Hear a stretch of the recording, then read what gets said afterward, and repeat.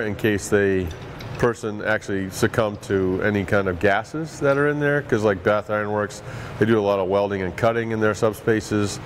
The sewer and water district could have gases down in the manhole, the storm drains, that kind of stuff. So we also have over here on the left, you'll see air hoses all coiled up with an air pack, an air cart that will actually breathe clean air when we're down in there trying to rescue these people out. So while this is all going on, the people who are going to go in the hole are getting set up. You know what I mean? They're getting their mask that's going to fit if they need to be on air, all that fun stuff. Well, everybody's got jobs going on. So they'll be setting up a tripod, somebody will be dressing up with a harness, but that'll be your chest. Yeah, let's put the chest out. And the legs. So you got the 2 1-hour bottles on here. And obviously, they're only going to be as good as long as how many people you have on here and breathing together. So put that pin back in. Let's turn it on like normal. And that whistle you just heard just shows you when you're getting low and people are breathing, it's going to start having that hiss noise. And that's part of like when it opens up. So you can actually open up both of these.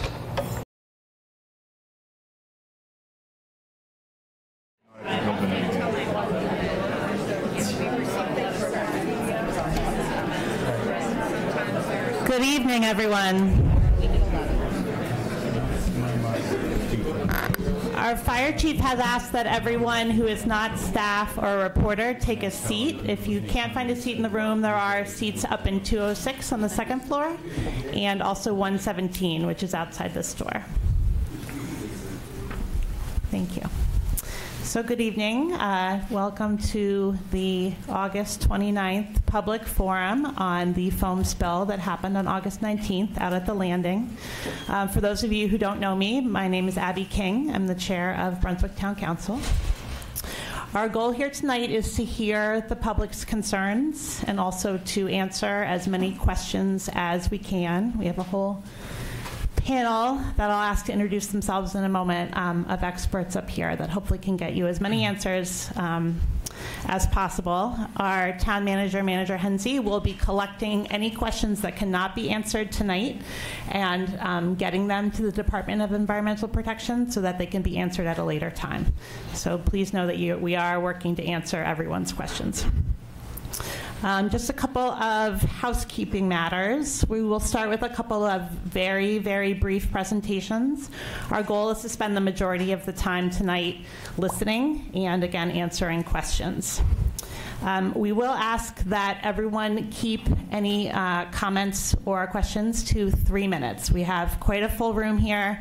I'm looking at our Zoom. We have quite a few people on Zoom as well, and I think a lot of people want to speak from a lot of different perspectives. We want to hear from as many people as we can, so please be respectful of the timer. Our clerk has a clock down here that will show you how much time you have remaining. We just ask that people are respectful of that. I said no standing. I think everyone heard that piece. I guess the last thing I'll just say is we do have a code of conduct here in Brunswick Town Council chambers. We ask for civility at all times, of course. We do ask that there's no applause or reaction from the audience when people are speaking. It just takes up more time and can be a little intimidating to some people who may be nervous about speaking. So if everyone can respect that, we would very much appreciate it. Yes, and former Councillor Wilson is reminding me to ask you all to please silence your cell phones if possible. I see everyone looking, so thank you. We appreciate that. All right, we will go ahead and start with introductions. Maybe we could start down at this end and go through, and if everyone could just share their name and title and organization that they're representing. Good evening. My name is Jeffrey Jordan. I'm the Deputy Director and Chief Financial Officer of the Mid-Coast Regional Redevelopment Authority. Good evening. My name's Craig Douglas. I'm the General Manager of the Brunswick Topsom Water District. Good evening, everybody. I'm Senator Maddie Daughtry. I'm the Assistant Senate Majority Leader for the Maine State Senate, and more importantly, it is my pleasure to be the State Senator for Senate District 23, which is my hometown of Brunswick. Abby King, Chair of Brunswick Town Council. Hi, I'm Representative Dan Ankleys. I represent the part of Brunswick where this happened. I'm David Page. I'm a retired Bowdoin College chemistry professor. I have been working with an environmental group overseeing the restoration of the base over the last 13 years in my case, and I'm currently, and have been for 10 years, the town of Brunswick's representative to the Restoration Advisory Board that works with the Navy to oversee activities on the former base. Good evening. I'm Melanie Loisam, Commissioner of the Maine Department of Environmental Protection. Good evening. I'm Dr. Andrew Smith. I'm the State Toxicologist at the Maine Center for Disease Control, which is part of the Department of Health and Human Services.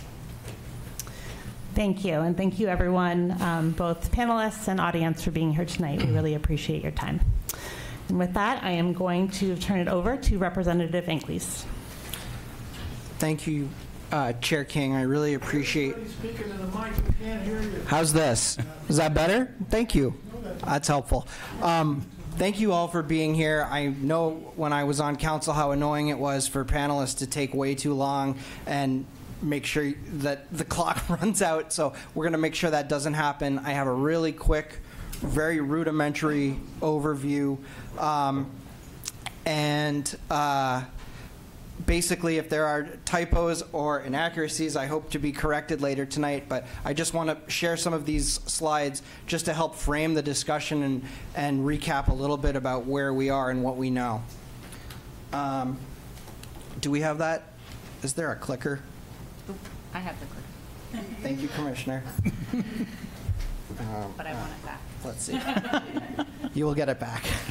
All right, so this is just a very, again, basic presentation. I'm sure these slides can be made available to the public later so you can have all that contact information.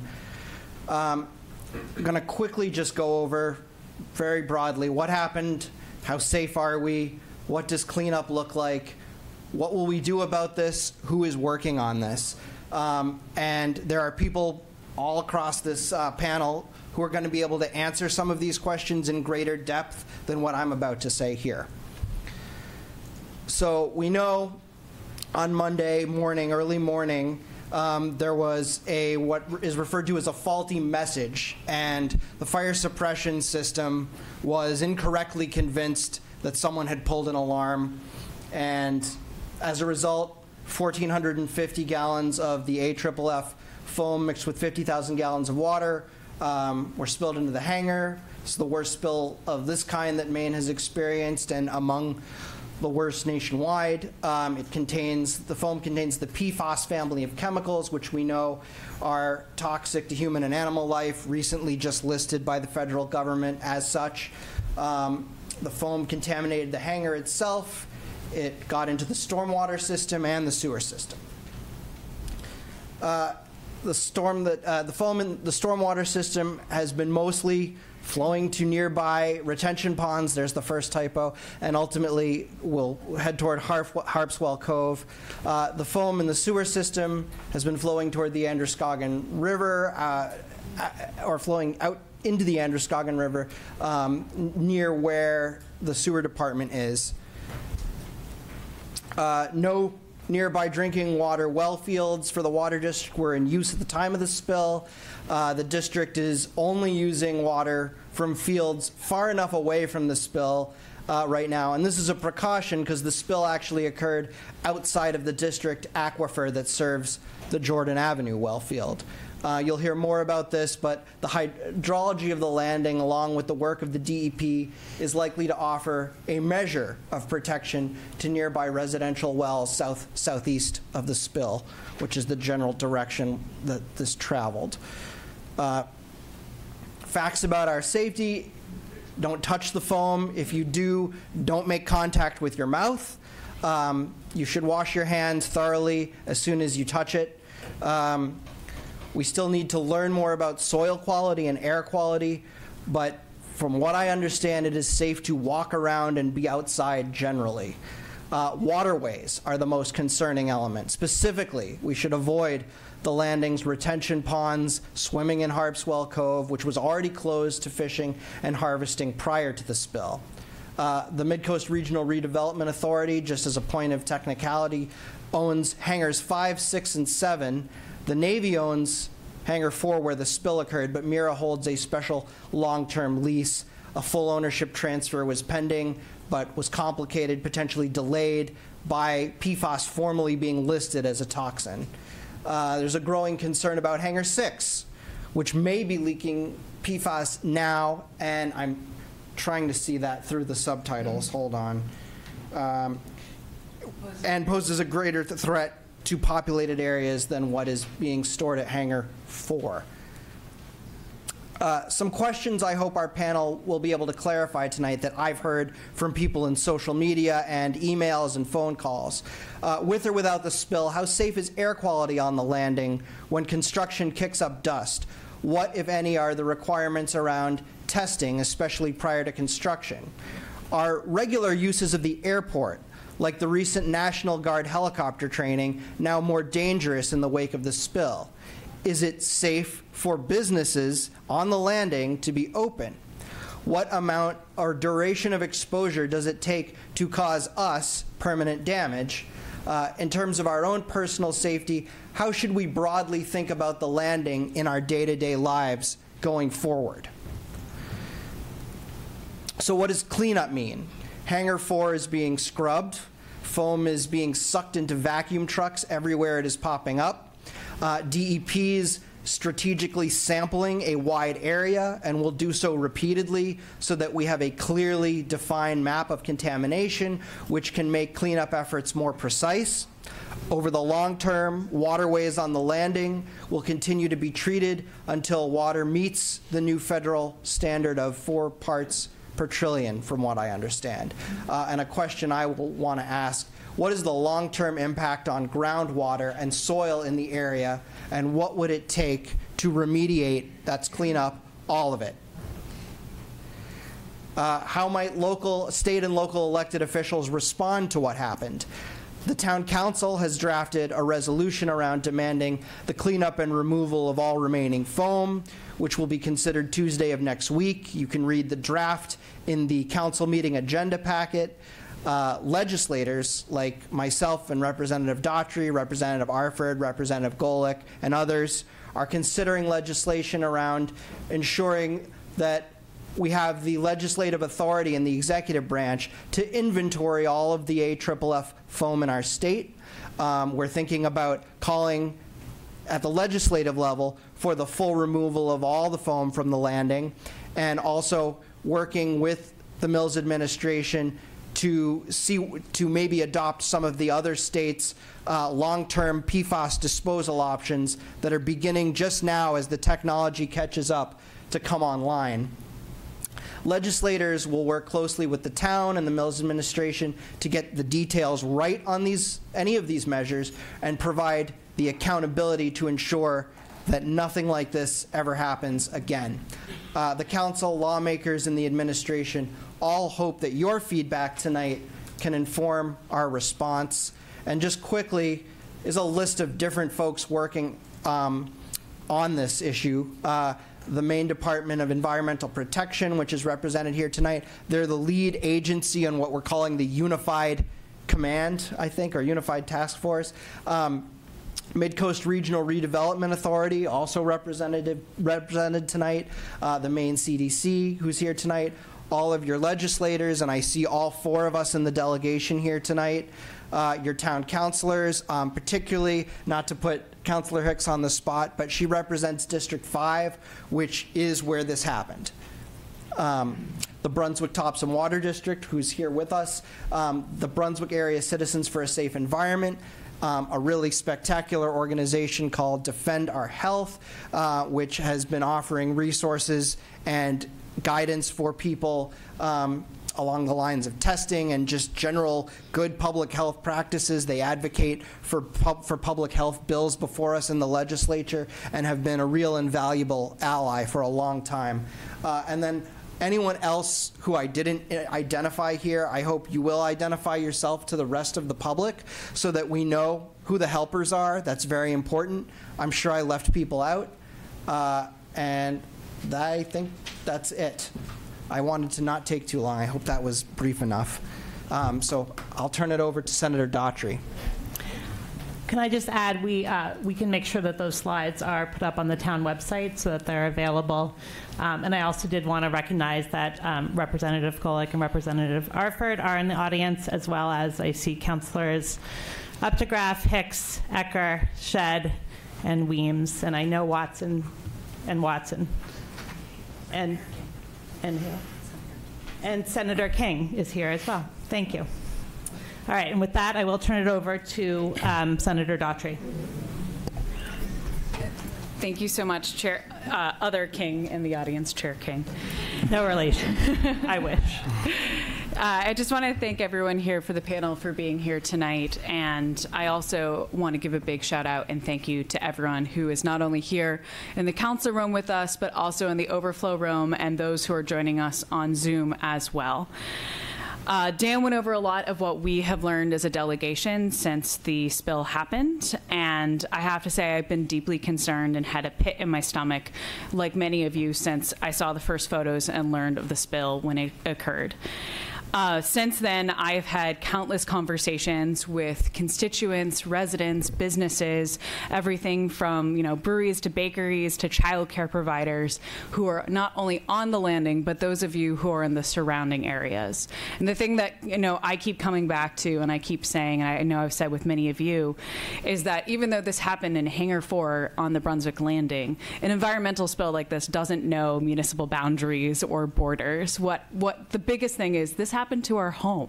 This is Brunswick, and that's why we're here today, to make sure that we have a time for all of us to get as much information as possible. That's why I'm so grateful to be joined not only by the Commissioner of the Department of Environmental Protection, also we have our state toxicologist, as well as others from the town and from MIRA as well, to be able to answer some of these questions. I think the biggest thing is we really need to look at what this is going to be moving forward, what the inventory removal, mitigation, and remediation is for this. We know that we're dealing with a site that has legacy contamination, and this has only amplified it as well. I've also heard a lot of frustrations about communication breakdowns, which is why I'm so grateful for this forum to be able to make sure that we are able to have our voices heard as a community. I think the biggest thing that I'm here for tonight is to figure out what are the questions we need answered, what are the next steps, what can the state do to help and assist that hasn't already been done, what resources might we need to be looking at the federal government, and how do we make sure that we don't have a communication failure in the future, and everything we can do to keep this from happening in the future as well. Afterwards, I might see if I can get these put outside, but I do have postcards which have links to a lot of the different information that was discussed. It also has where to follow the PFAS results from the Brunswick Landing test, as well as the number to call.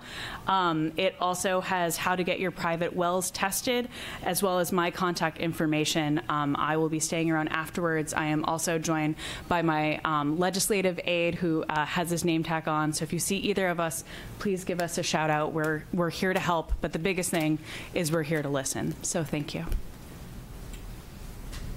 Thank you, Senator Daughtry. Maybe someone could come up and put these out in the hallway in case anyone has to leave early.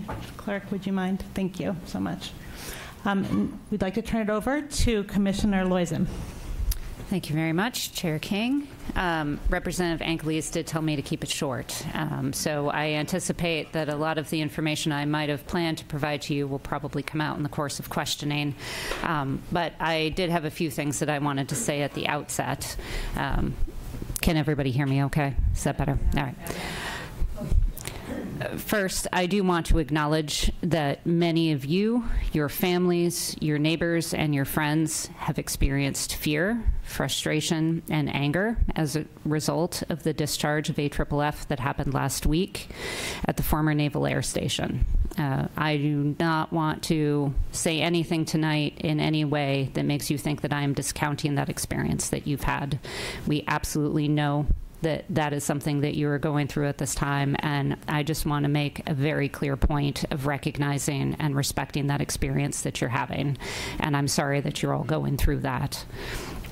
I don't have all the answers to make you feel better, but I'm going to try to answer everything that I can tonight.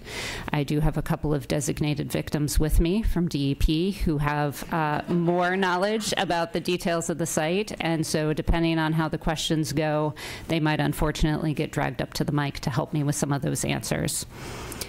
DEP has been involved with investigating contamination at the former Naval Air Station for decades, which was listed as a Superfund site in 1987, and it is still subject to EPA Superfund oversight. DEP has worked with the EPA throughout those decades to characterize the extent of contamination on the site, determine appropriate strategies to remediate that contamination, to prevent that contamination from leaving the site, and to determine what new uses of the site will not pose a risk to human health as it has been transformed into a thriving redevelopment center. And I would note I was careful there not to use the term cleanup, because I know that we've split hairs around the way that we're using those words. So for our purposes, we engage in removal and remediation. And cleanup is something that happens quickly, and this is not a site where cleanup is something that we can accomplish and walk away from quickly. DEP does not decide what levels of contamination are safe for any pollutant. We use standards, guidelines, or screening levels that are established by federal and state public health officials and scientists, primarily the EPA and the Maine CDC, to determine what levels of contamination are acceptable in the environment. We determine strategies for remediation to meet those target levels. If those targets cannot be met, we work with the EPA and CDC to determine what restrictions may be needed to prevent people from being exposed to levels of contamination that could cause an adverse health effect. So a very simple example of this would be fish consumption advisories, advising people not to consume certain levels of fish to prevent them from having too high levels of mercury exposure due to historic mercury contamination. So far, for this site, we only have testing results from the actual release, which only gives us a fingerprint of what was released to compare future results against. I know that's frustrating. Believe me, it's frustrating for me too. But we have done a lot of sampling, and we are going to be doing a lot more. As those results come in, we will be adding those lab reports to our website. We are going to be using those results to decide what additional sampling is needed. So our current sampling plan, which I'm about to try to go over for you very briefly, is absolutely going to change over time. So I'm going to try to quickly go over with you. There's a map in the back, and if we can pull up the slide that we sent that shows geographically the location of our sampling points.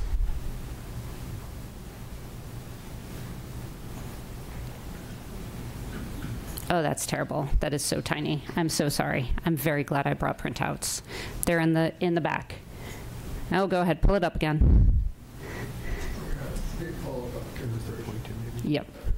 I'm going to use the pointer and point at some things.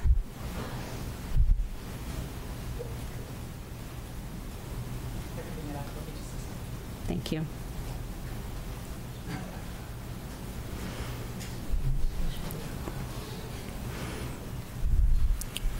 All right. Great. Okay. So on the, I'm going to try not to fire this at the back of Andy's head here, Dr. Smith. So the area of the release is here in the center. So this sort of set of lines that's very faded for those of you in the room is the airstrip. This area is approximately the area of the release. On the day of the release, we did collect the samples that you've seen in the media that we had on the press release that represent a sample of the actual concentrate, and then the concentrate once it was diluted with water as it was being released from the hangar, and then the inlet to Pond A, and I believe it was the outlet to Pond AB. So those are the results that everybody has seen so far. Which we are anticipating are likely sort of worst case highest concentration in the environment, but I'll tell you that we're not going to tell you what the concentration is in the environment until we actually have a sample result, right? So we're going to make predictions based on the results that we get, and then as we get results, we will be putting those out so everybody has them. So what we're trying to do is make predictions and make decisions based on the best available data that we have and based on experience with these compounds. So we are taking samples on a daily basis in the surface waters, in the retention ponds, and in picnic pond.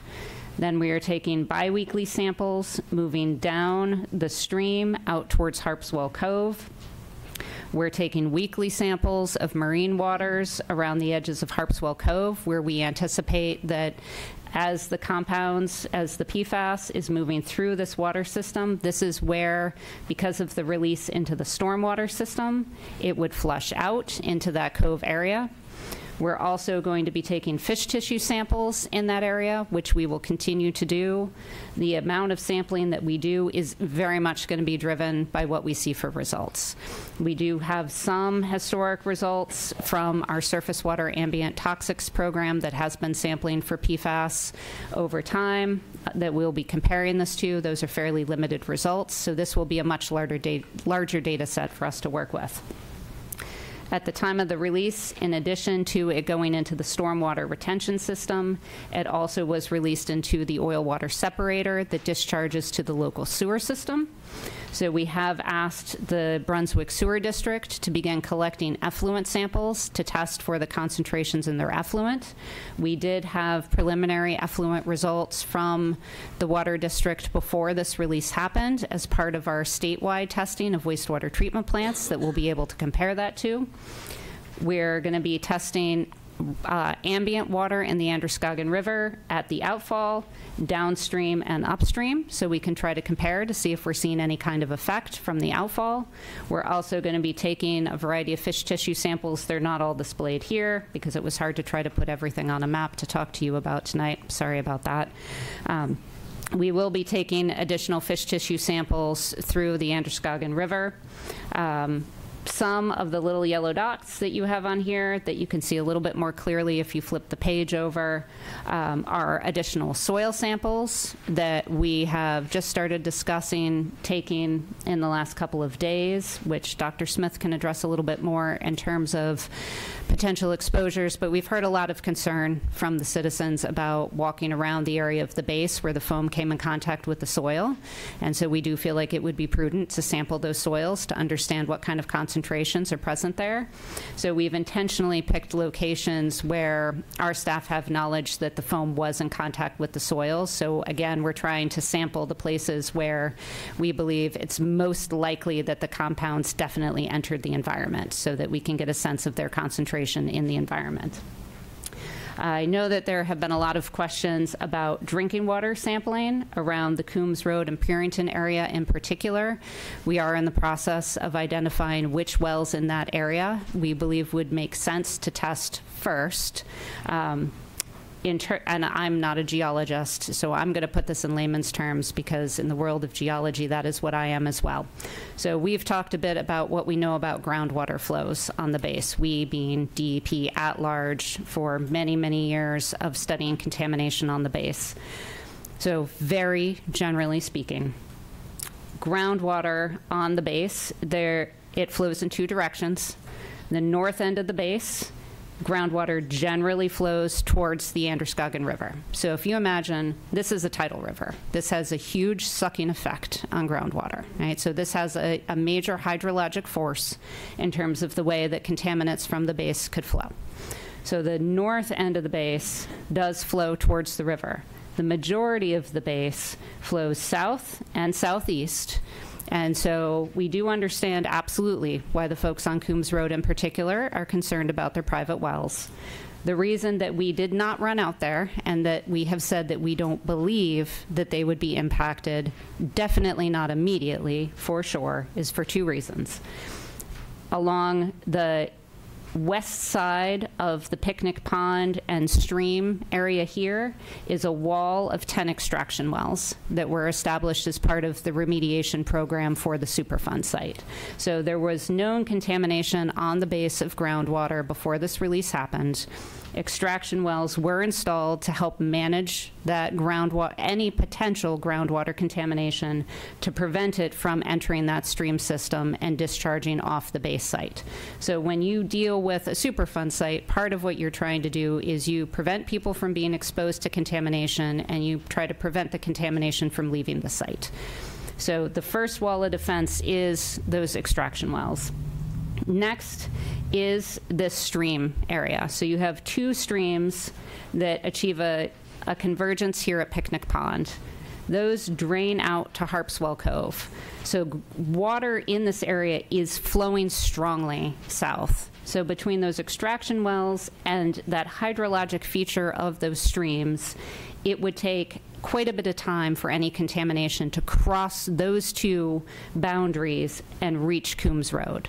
So we are planning to do some testing on Coombs Road at the wells that are sort of closest to the west side there, before any time when we think the contamination could reach there, and then continue to do quarterly sampling after, because if contamination was to cross those boundaries, we want to keep an eye on those wells. And if we see any results that we think indicate that there's been a change as a result of the release, then we would do additional testing. So all the plans that we have right now are preliminary. They're based on the limited data that we have, the experience that we have, and as more results come in, we'll be using those results to make additional decisions about any potential additional sampling that we need to do. So I'm sorry, I probably went on for quite a while with that, but I hope that was helpful. Thank you, Commissioner. I'm just going to turn it over briefly to Senator Daughtry, and then we'll move to public comment.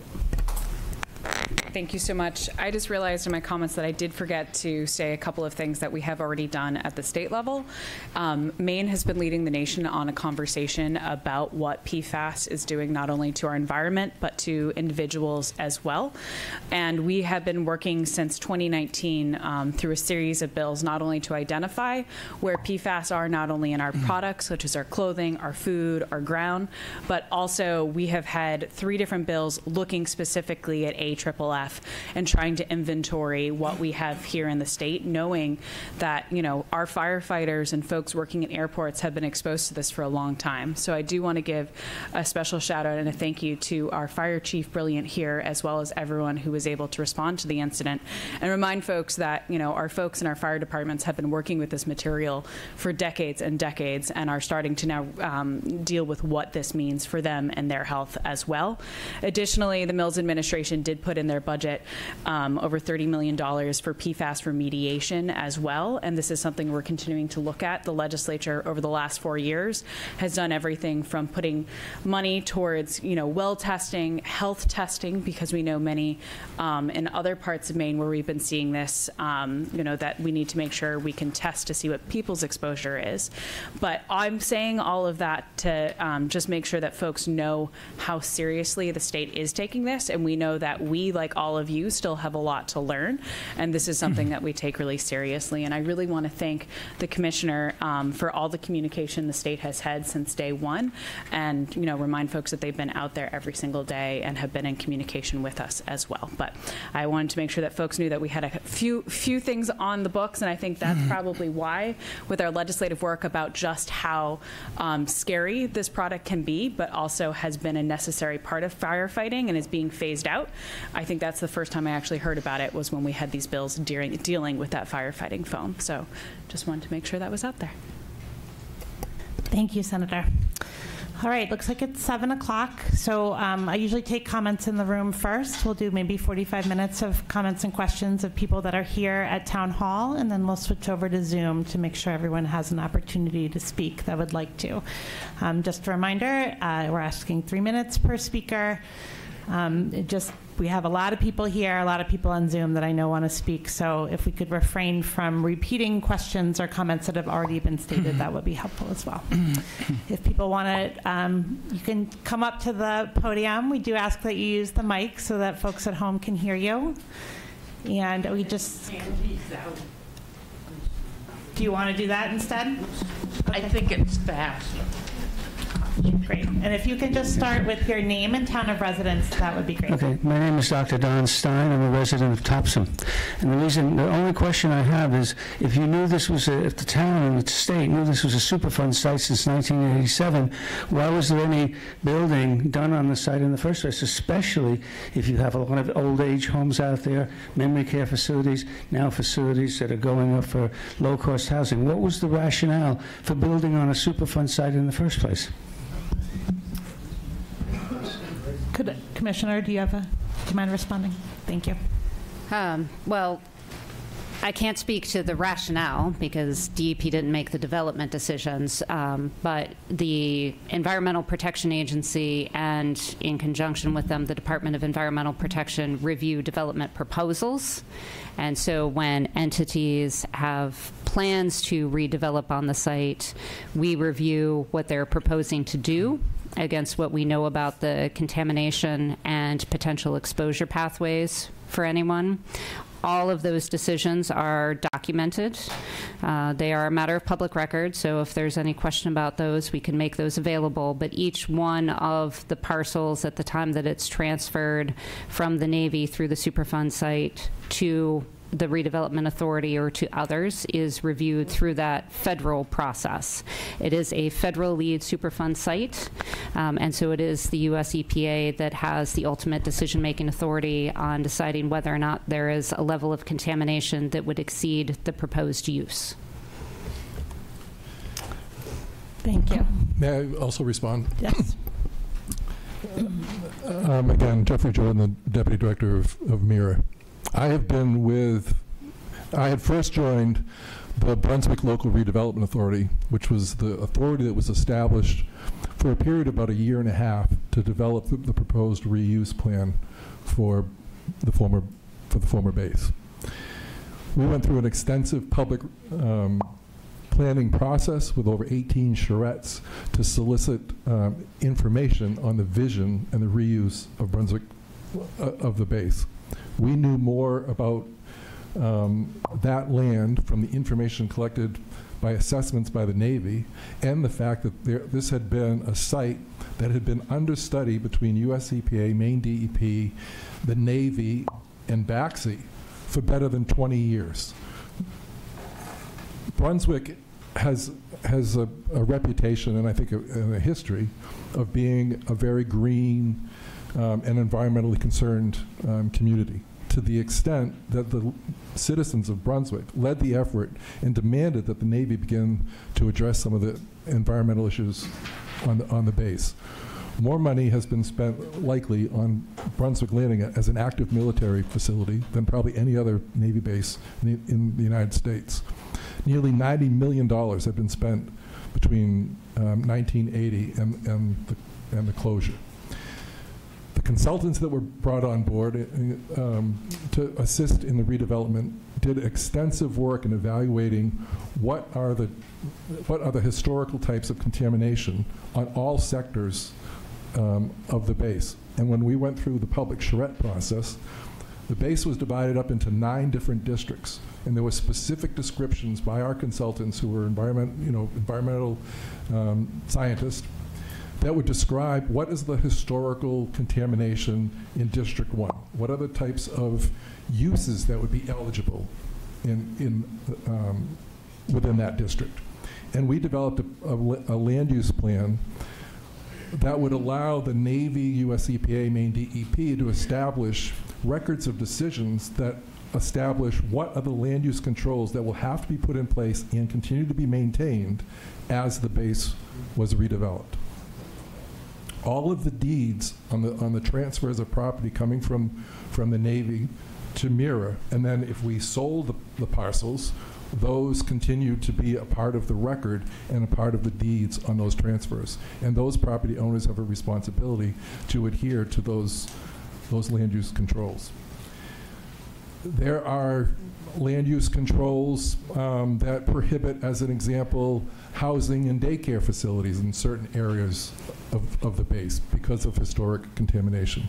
There are others that industrial uses are permitted within the base. All of the parcels again, as the commissioner mentioned, all of the parcels must go through a finding of suitability of transfer before there can be a transfer of property. Now, that doesn't mean that the property is necessarily clean, but from an environmental perspective, scientists and others have determined that these are eligible safe uses for that property. There has been no, well, let me go on to another portion. During the planning effort, we asked the public to identify what was their greatest concerns about the base and what were their greatest hopes.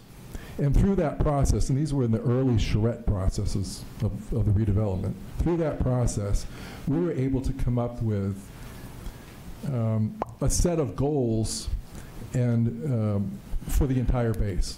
And one of those goals was that the agency that implemented the plan would continue to be an environmental steward on cleanup on the base. And we have worked diligently towards that effort.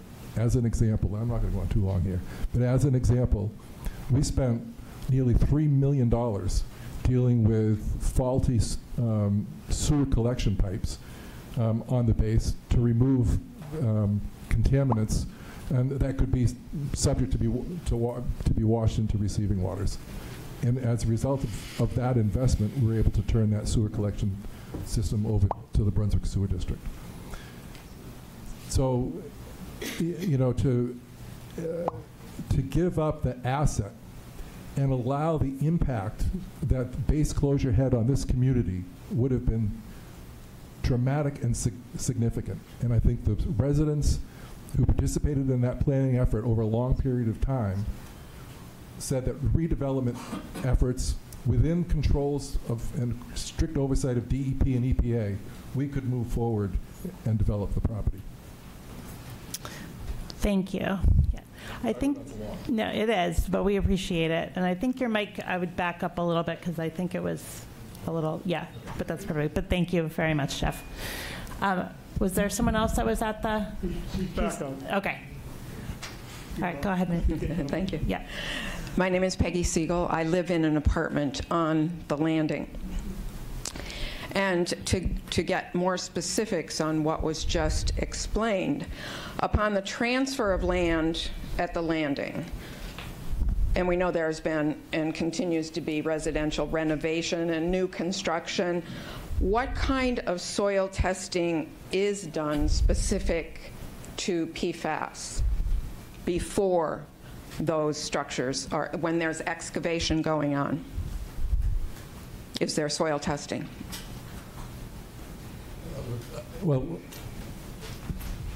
let me just speak to a portion of that. There is extensive work on PFAS. We were required to spend, us and a developer who just completed the reconstruction of the Woodland pump station, spent significant dollars in pulling together and mobilizing on site a treatment system to treat the PFAS, because in order to replace this sewer pump station, they had to dig almost 30 feet into the ground. So they ended up hitting groundwater. And under the strict regulations and oversight of DEP, the DEP asked Mirror to put together a groundwater management plan as to how we're going to deal with PFAS during that construction process. So the DEP, you know, had essentially on every site asks the developer, the Mirror, to develop a groundwater management plan should you run into groundwater during development.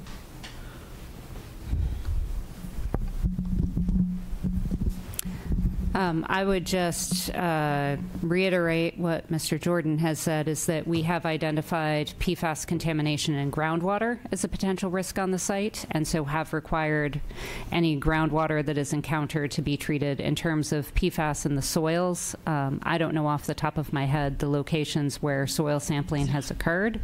There are some locations where we had identified the presence of PFAS, and that is something that we'll be looking at trying to compile to put onto our website for folks who are interested, some of that historical documentation of PFAS sampling that's been done in the last few years. Hi, my name is Mary Beth Sullivan. I live over in Parkview, over at the retirement village there. This morning's newspaper in Portland Press Herald looked at the part per trillion numbers that were just impossible to imagine. On the federal level is at 4, and our numbers are just beyond comprehension. It's good that there's a records of the decisions that have been made in the MRRA, because in fact, those are going to be useful in the obvious court cases that are going to emerge from this effort. This is going to be hugely expensive. We talk about removal and remediation. I'm not reading anywhere where it's possible to remove PFAS, and I'm not really reading anywhere how it's possible to remediate PFAS, frankly. I mean, maybe I'm just not listening. The MRRA is not going to be able to afford this, the chaos that is going to emerge from this. The town certainly can't, and the state can't. We'll never have enough money to do what needs to be done to keep the children safe in our communities. I'm glad Senator King is here. The Navy still owns hangar number 4. The Navy should be responsible. They have the deep pockets. This community doesn't. I beg us to be aware of that. Thank you.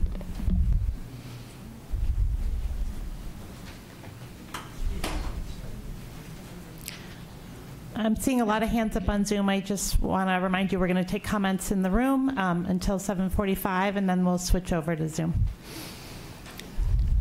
Hi, my name's Heather Nearing. I live over by Gurnett Road.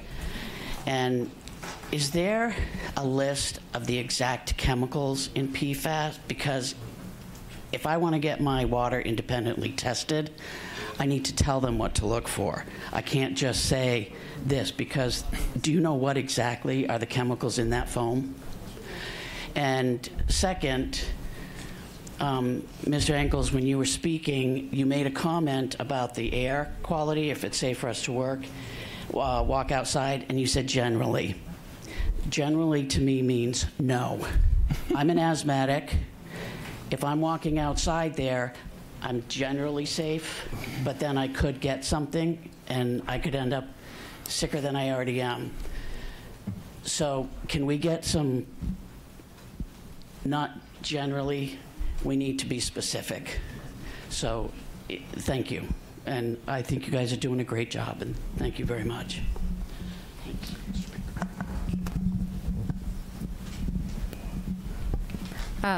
I think one of the questions that I might have heard embedded in your comment was if you're interested in having your well tested, which compounds to tell the laboratory to sample for.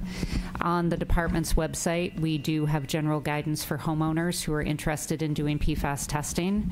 There is an EPA certified method that we refer to.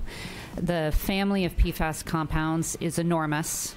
The laboratory methods cannot sample for all of them, but our guidance does identify the method that would be appropriate and that you could then compare to the other results that we'll be obtaining. And all I would add is if you look at the list of chemicals that I think is on your websites that have been detected in the foam, those are going to be many of the standard ones that you'll see on a water test. And if, oh, yeah, I did want to follow up on what Ms. Naring said, just to ask. I'm getting a little bit of feedback. Is that? Okay, sorry about that. Just generally, what do we know about aerosolization of any of this stuff that was spilled, and can people walk around on the landing, particularly if they have any sort of respiratory illness? How is today different from 10 days ago before this happened for them? All right. Let me try to respond to that as a toxicologist would respond to it, because that's what I'm trained to do. Sorry, is that any better? Yes. Yes. Great. So just keep after me if I am not doing that. So I think it's helpful to start to first keep in mind that the risk of a health effect is going to be a function of being exposed.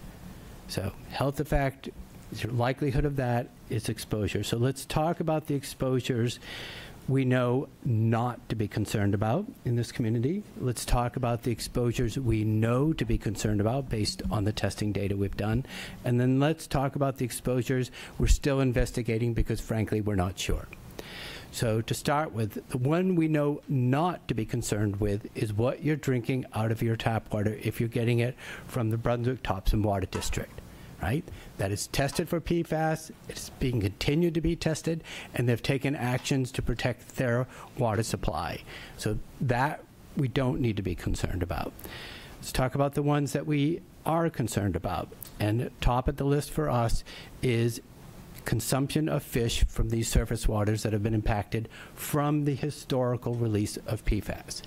So the advisories that we issued just a week ago were already in the works, and they're based on testing done from samples collected in October of 2023.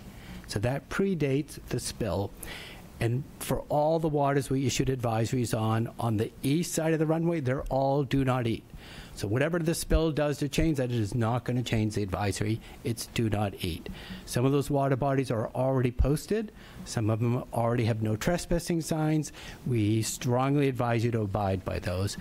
So those. We have restrictive advisories on the east side, the Mare Brook east side of it, as well, due to the contamination there. So that's one. The advisory's out. There's been a lot of information, so you know to avoid eating fish. If you've been consuming fish, and we're happy to talk with you and give you a toxicology consult on that. So that's one we know about. The next one is we know from the testing of the foam product that it's fairly high in levels of certain PFAS. That is why we've been saying from the very early stage, do not contact the foam. Don't go looking for the foam. If you contact it, make sure you're washing before you have any sort of hand to mouth, because that's going to be the most likely exposure pathway, as opposed to dermal. These chemicals, at least the suite we're looking at for the foam, are not all that well absorbed across the skin. So it's going to be that pathway. So we know to be concerned about that and to avoid it. The last one we've been thinking about is this one that the representative brought up of the aerosolization, sorry. Basically, let's talk about it in a different way. You've got foam blowing around. The question is whether or not in rain, wind event, that can be made into smaller droplets, right? Aerosols. And those droplets can travel farther, and they're small enough to potentially be inhaled. We think it's theoretically possible, but we don't have anything to really be quantitative or model of it. So here's what we're trying to do. So working with our DEP colleagues, this is conversations we just started in the past couple of days. We just worked on the sampling plan yesterday. We're going to sample 2 sites to try to get a handle on that. One, as Commissioner Loiza mentioned, is a site where we've got pictures showing visible little balls of foam on the field, and so we're going to settle that because we know it's settled there. And so there's a potential of direct soil contamination for that. That's one field. The other area we intend to sample is going to be your park area. It's directly across the street from Hangar 4.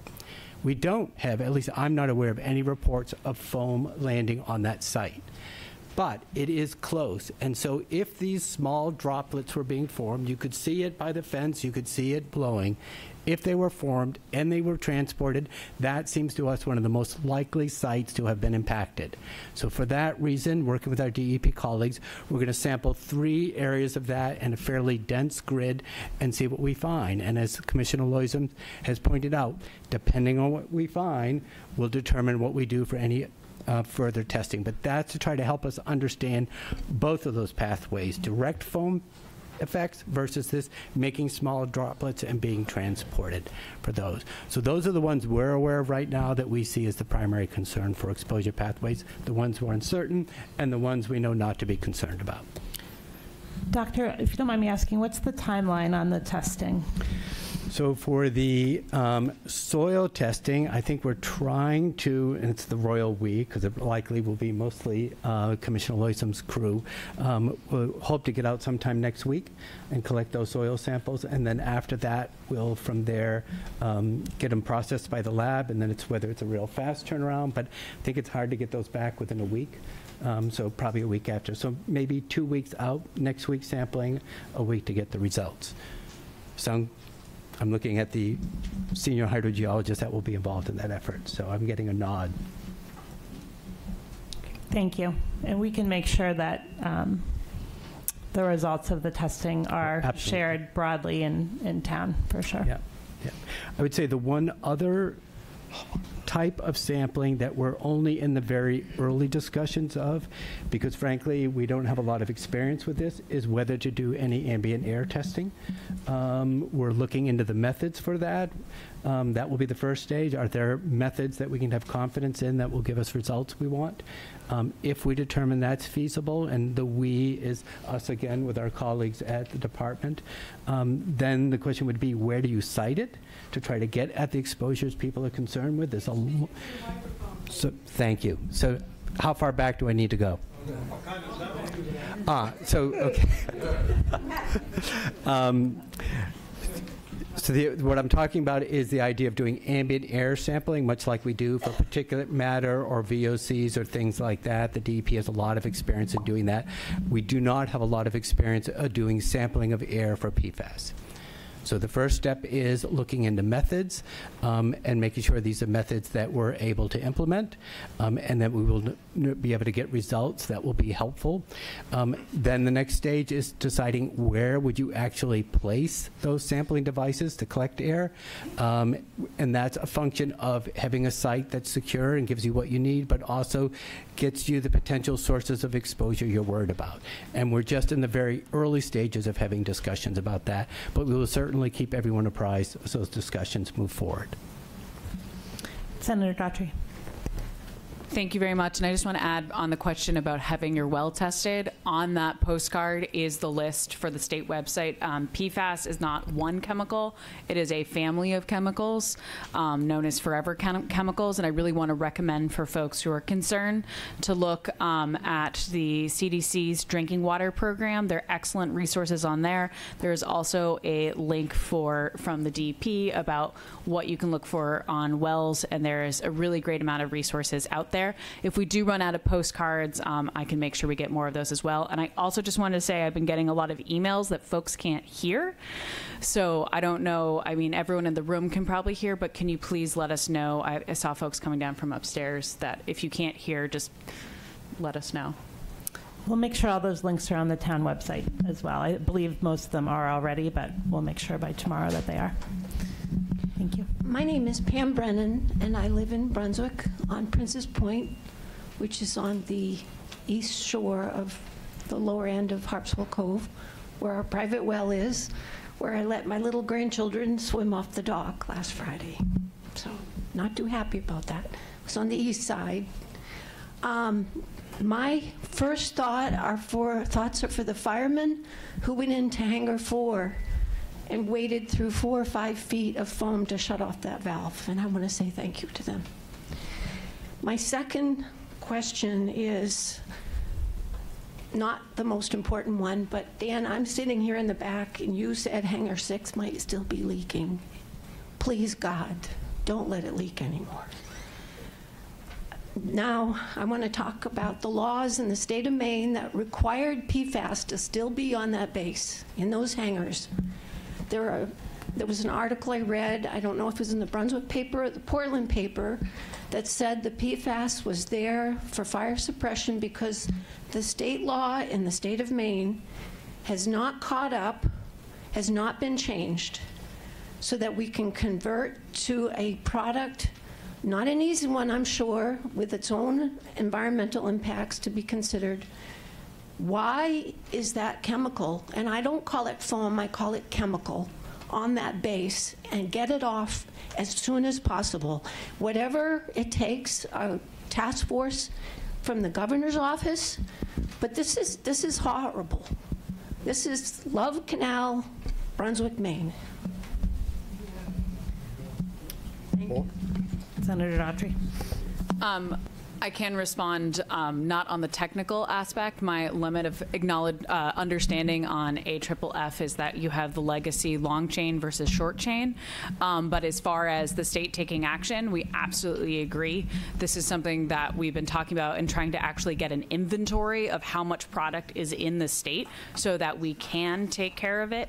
And one of the biggest issues and barriers right now, because one, doing the inventory, and second, figuring out how to dispose of it. That's something I would lean more and look towards the DEP for their expertise on, but absolutely agreed, and we are doing, just wanted to say, agreed. Yeah, just really quickly, I think there's no doubt in my mind you will see legislation around this next session. It's in the resolution that will be coming before Town Council as well, although certainly the resolution goes to our legislature, so we're very glad to hear that from them. Okay, is it okay if we move over here and come back? Okay, thank you. Yes, it's working. Hi, everyone. My name is Hannah Kuhn. I stand before you as a scientist, a law student, someone that was trained for many years in the expansive issues surrounding water contamination, specifically perfluorinated compounds, mostly as a concerned citizen who, like many of you, and will continue to be directly affected by the recent firefighting foam spill, also known as AFFF, at the Brunswick Executive Airport. I grew up on a farm nearby in Brunswick, as I said. I still grow our food there. We rely on a private well for our water.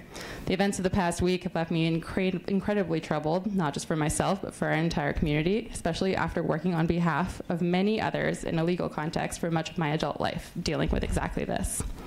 Never here. The scale of the problem is staggering. The concentration of PFOS, along with other toxic forever chemicals in the spill, is incredibly alarming. Let's be clear, the chemicals are called forever for a reason. If these chemicals had existed during the time of the dinosaurs, they would only just now be breaking down. That's the level of persistence that we are dealing with. I wanted to pose a quick example of the scale of the problem here. From all the work I've done, from the studies I've understood and helped initiate, from federal and state records, this is the case. One 5-gallon bucket of this foam containing PFOA and PFOS has enough chemicals in it to contaminate a water supply for 27,000 people for an entire year. And that is at 70 nanograms per liter level. Despite the reassurances from local and state officials, these levels of chemicals detected in our environment far exceed what is considered safe. I know all of us have heard about the drinking water standard at being 20 parts per trillion. I believe Maine has promised to be lowered to 4 parts per trillion to match federal guidelines. I'm going to move on because I have 1 minute left. I think the impact on our community is going to be massive. The burden of the disaster is falling squarely on the shoulders of public citizens, those of us who did not create this problem. It sounds as though we will now be forced to spend hundreds of thousands or millions of dollars on water testing, filters, and other mitigation efforts just to ensure the safety of our families. This is not just. We did not choose to live in an environment where our water, soil, and air are contaminated with chemicals that have been labeled hazardous by every major environmental agency.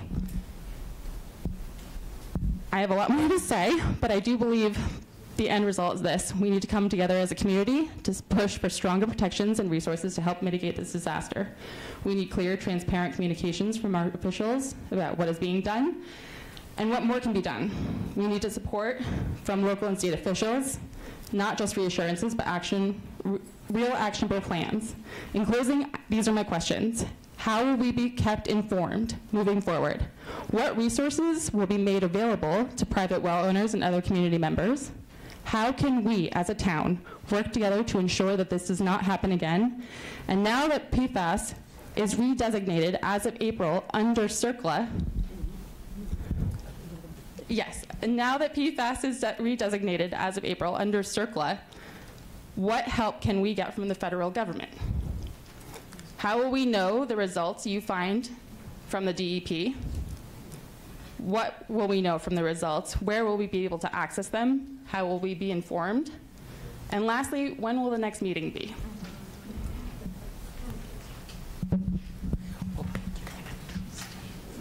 Is there anyone that would like to respond?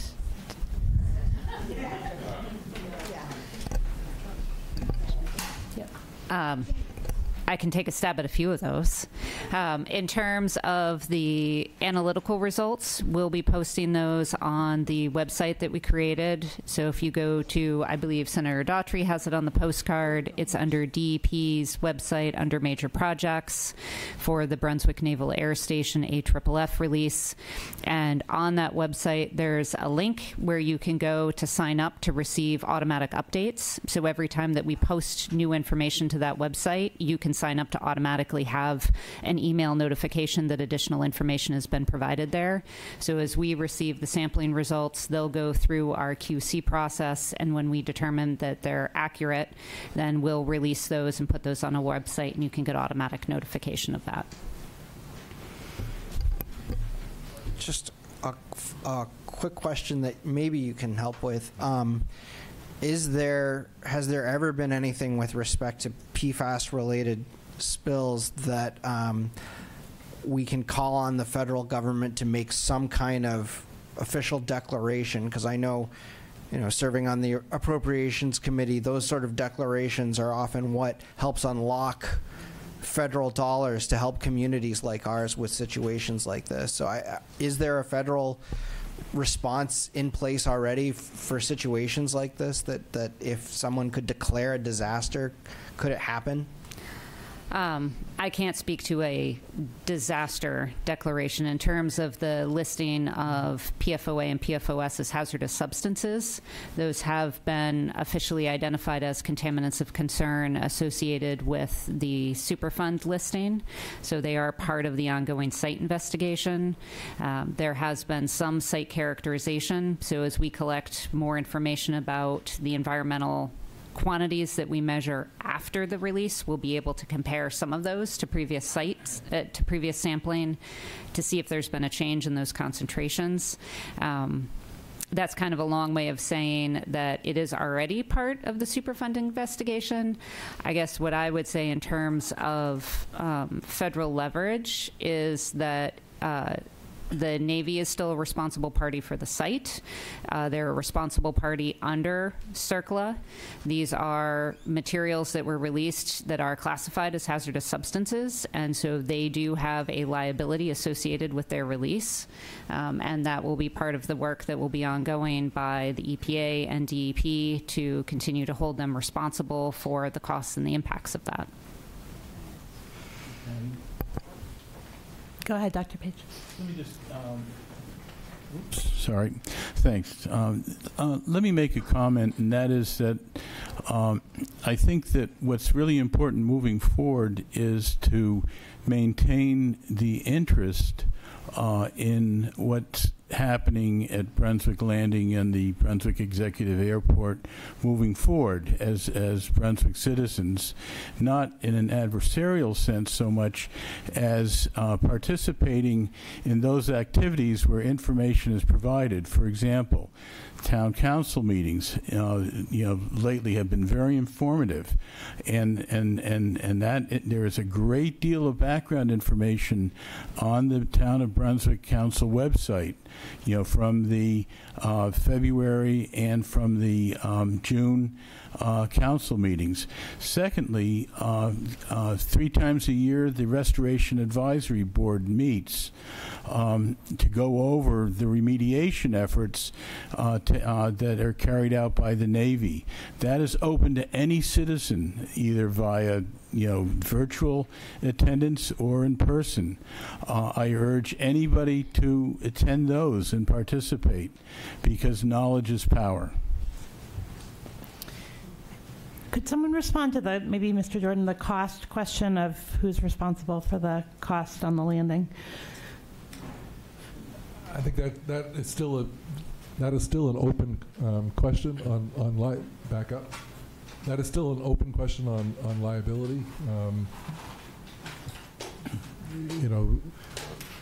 We entered into what's called a license in furtherance of conveyance, so that we have a long-term license that actually expires in 2033 with the Navy, and as I mentioned, it's a license in furtherance of conveyance. There was The Navy had been, and DEP and EPA had been evaluating groundwater contamination, a groundwater plume underneath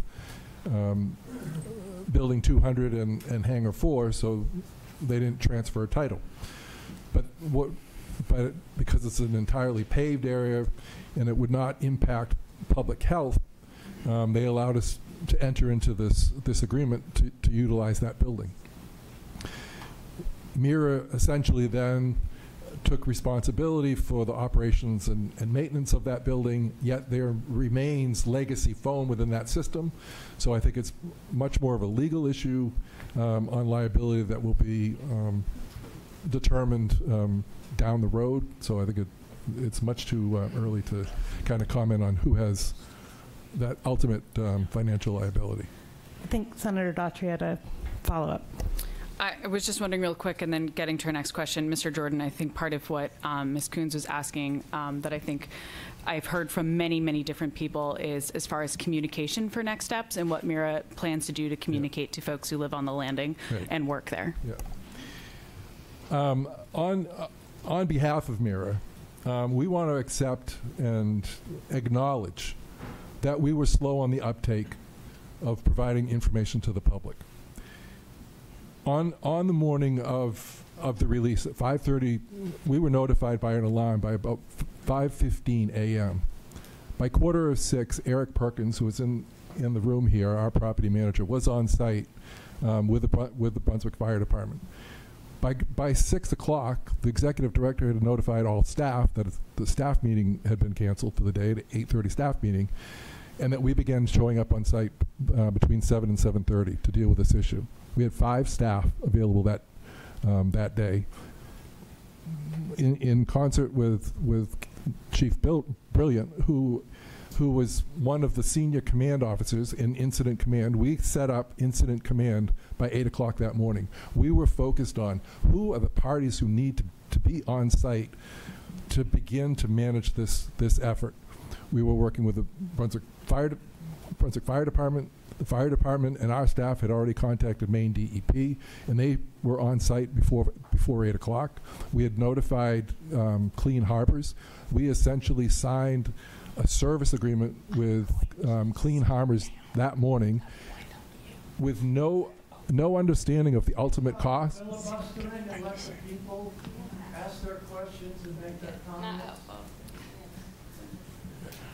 We'll go to Mr. Walker, but I think we would like to hear maybe at the end what, maybe not what happened in the past, but where we're going and what the plan is for the future. But let's let Mr. Walker speak, as I think he's been waiting.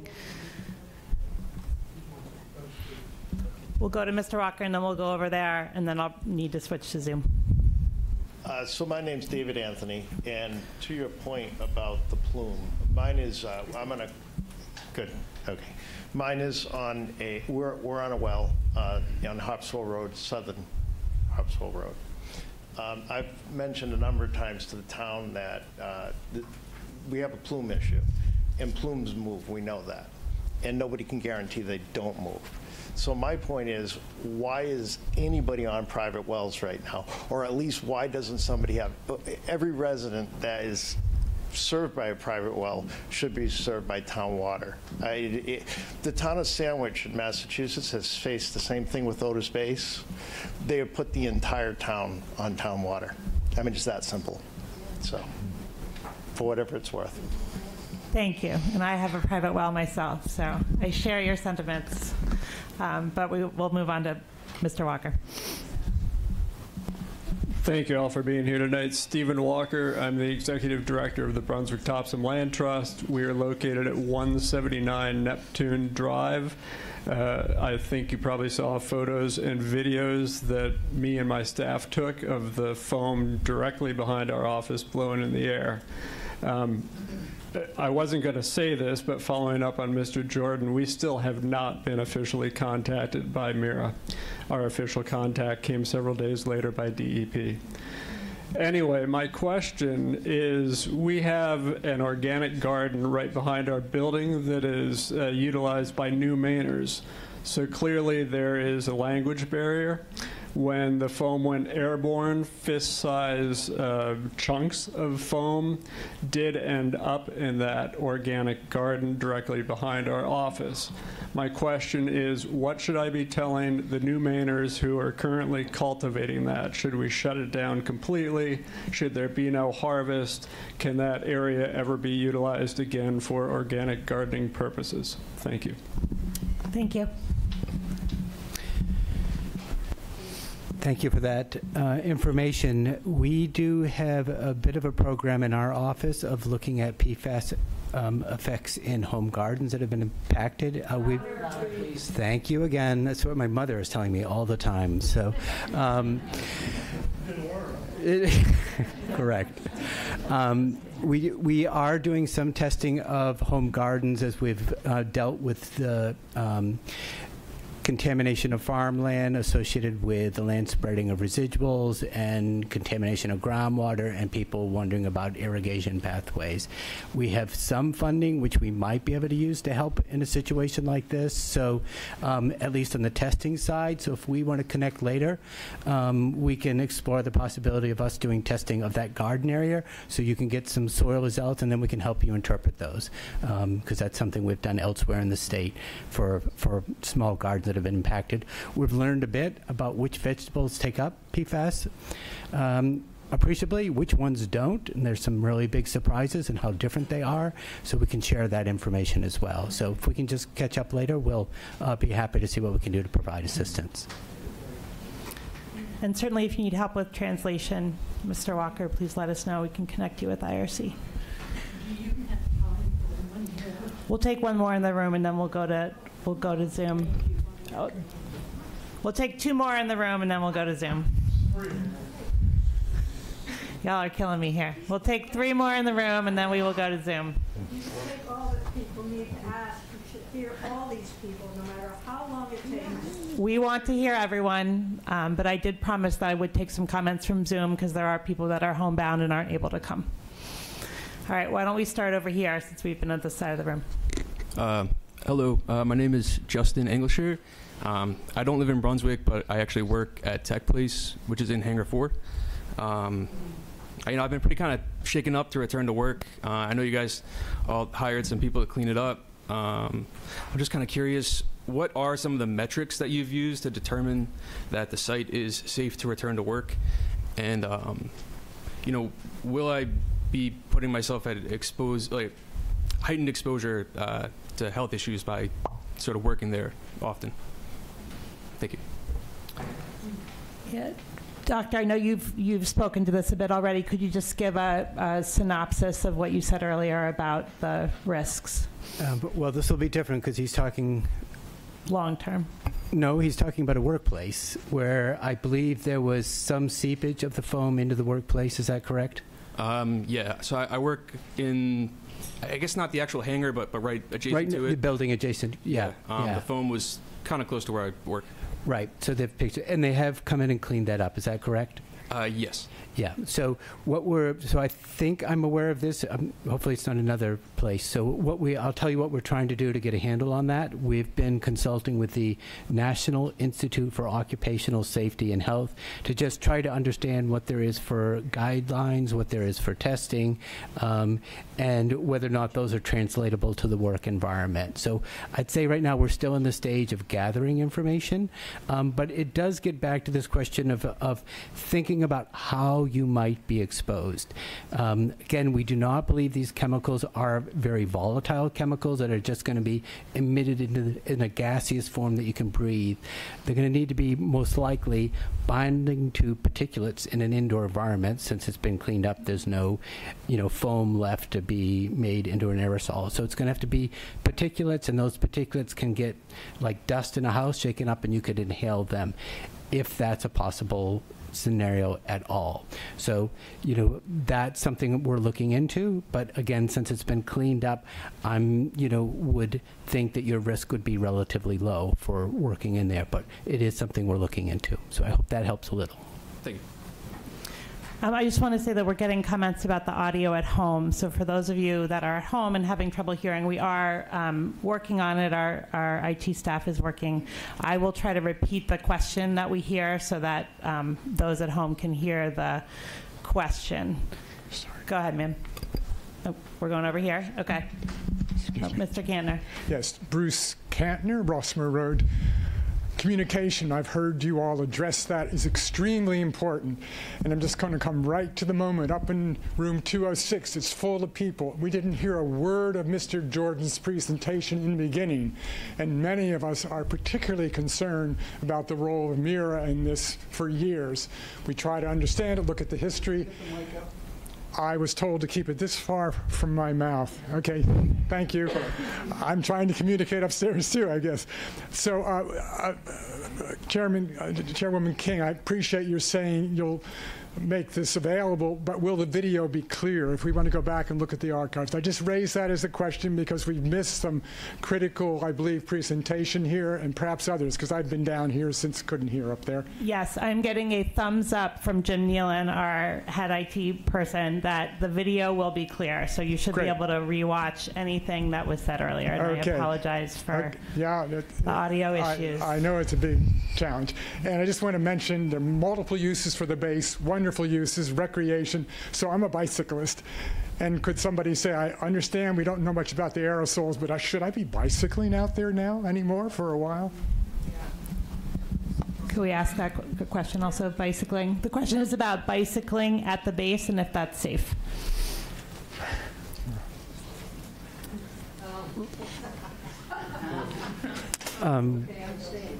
No.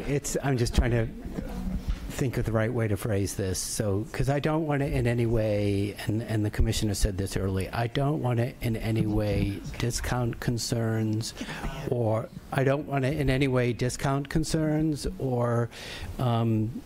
not recognize the stress and the anxiety this is calling for many of you. But I'm not seeing any data, and as I think about it as a toxicologist and risk assessment, I'm not seeing the significant exposure opportunities that would make me worry about you biking around or people walking around in the community. Again, as we talked about, these are not super volatile chemicals. So you're going to need something to put it into the air, and you're going to need a source. And the amount of foam that's out there is greatly diminished. So I'm just not seeing what would cause me concern. And we're working in other parts of the state where I do have concerns, right? Where their soil levels are very high, where the water levels are very high. So I've been in those communities and seen the sort of level of exposure. I've seen blood serum results of people that have really high exposures. So I'm not seeing that level of risk here. Unless you're somebody who's eating fish, then I would be really concerned from those waters. Hopefully nobody is. But that would really be something that would get my attention and give concern for me. So I hope that helps a little. So. Thank you. Hi, my name is Heidi Viertaler from Freeport. I am a social and an ecological advocate with a BA in Geography and Anthropology from the University of Southern Maine, and I have volunteered at Wolf's Neck Farm. I am here to share some of my concerns on this 19th anniversary of the landing of Hurricane Katrina, for which I have developed a Hurricane Katrina infrastructure and toxic exposure questionnaire that you can find a copy of this on my Linktree, LINKTR.ee/Heidi JV. My major concerns are about the long-term toxic exposure and the toxic exposure and ensuring that people are kept healthy in this disaster. 3 historic events are instructive. The Exxon oil spill. The oil was toxic to the touch. The Cree are suffering from mercury poisoning from the mercury that occurred naturally in the soil when their land was dammed in the bacteria in the water, processed into the mercury into a highly toxic form of methylmercury poisoning that when eaten by the fish went off the charts for what was health of the World Health Organization. Thus, the Cree could not eat their food up their food chain. The town of Woburn, Massachusetts had people who were poisoned by toxic chemicals. There was a cancer cluster from which many people died. So I'm asking tonight, I really want to echo his concern about the organic farming and whether we can call organic farms organic anymore. And if we have had them be touched by this foam, and how long that's going to take, if it's forever, if it's going to be able to be remediated. And I also have friends that have been down in the BP oil rig disaster who have had health issues ever since that have been dismissed by the government that are really, truly important to take care of.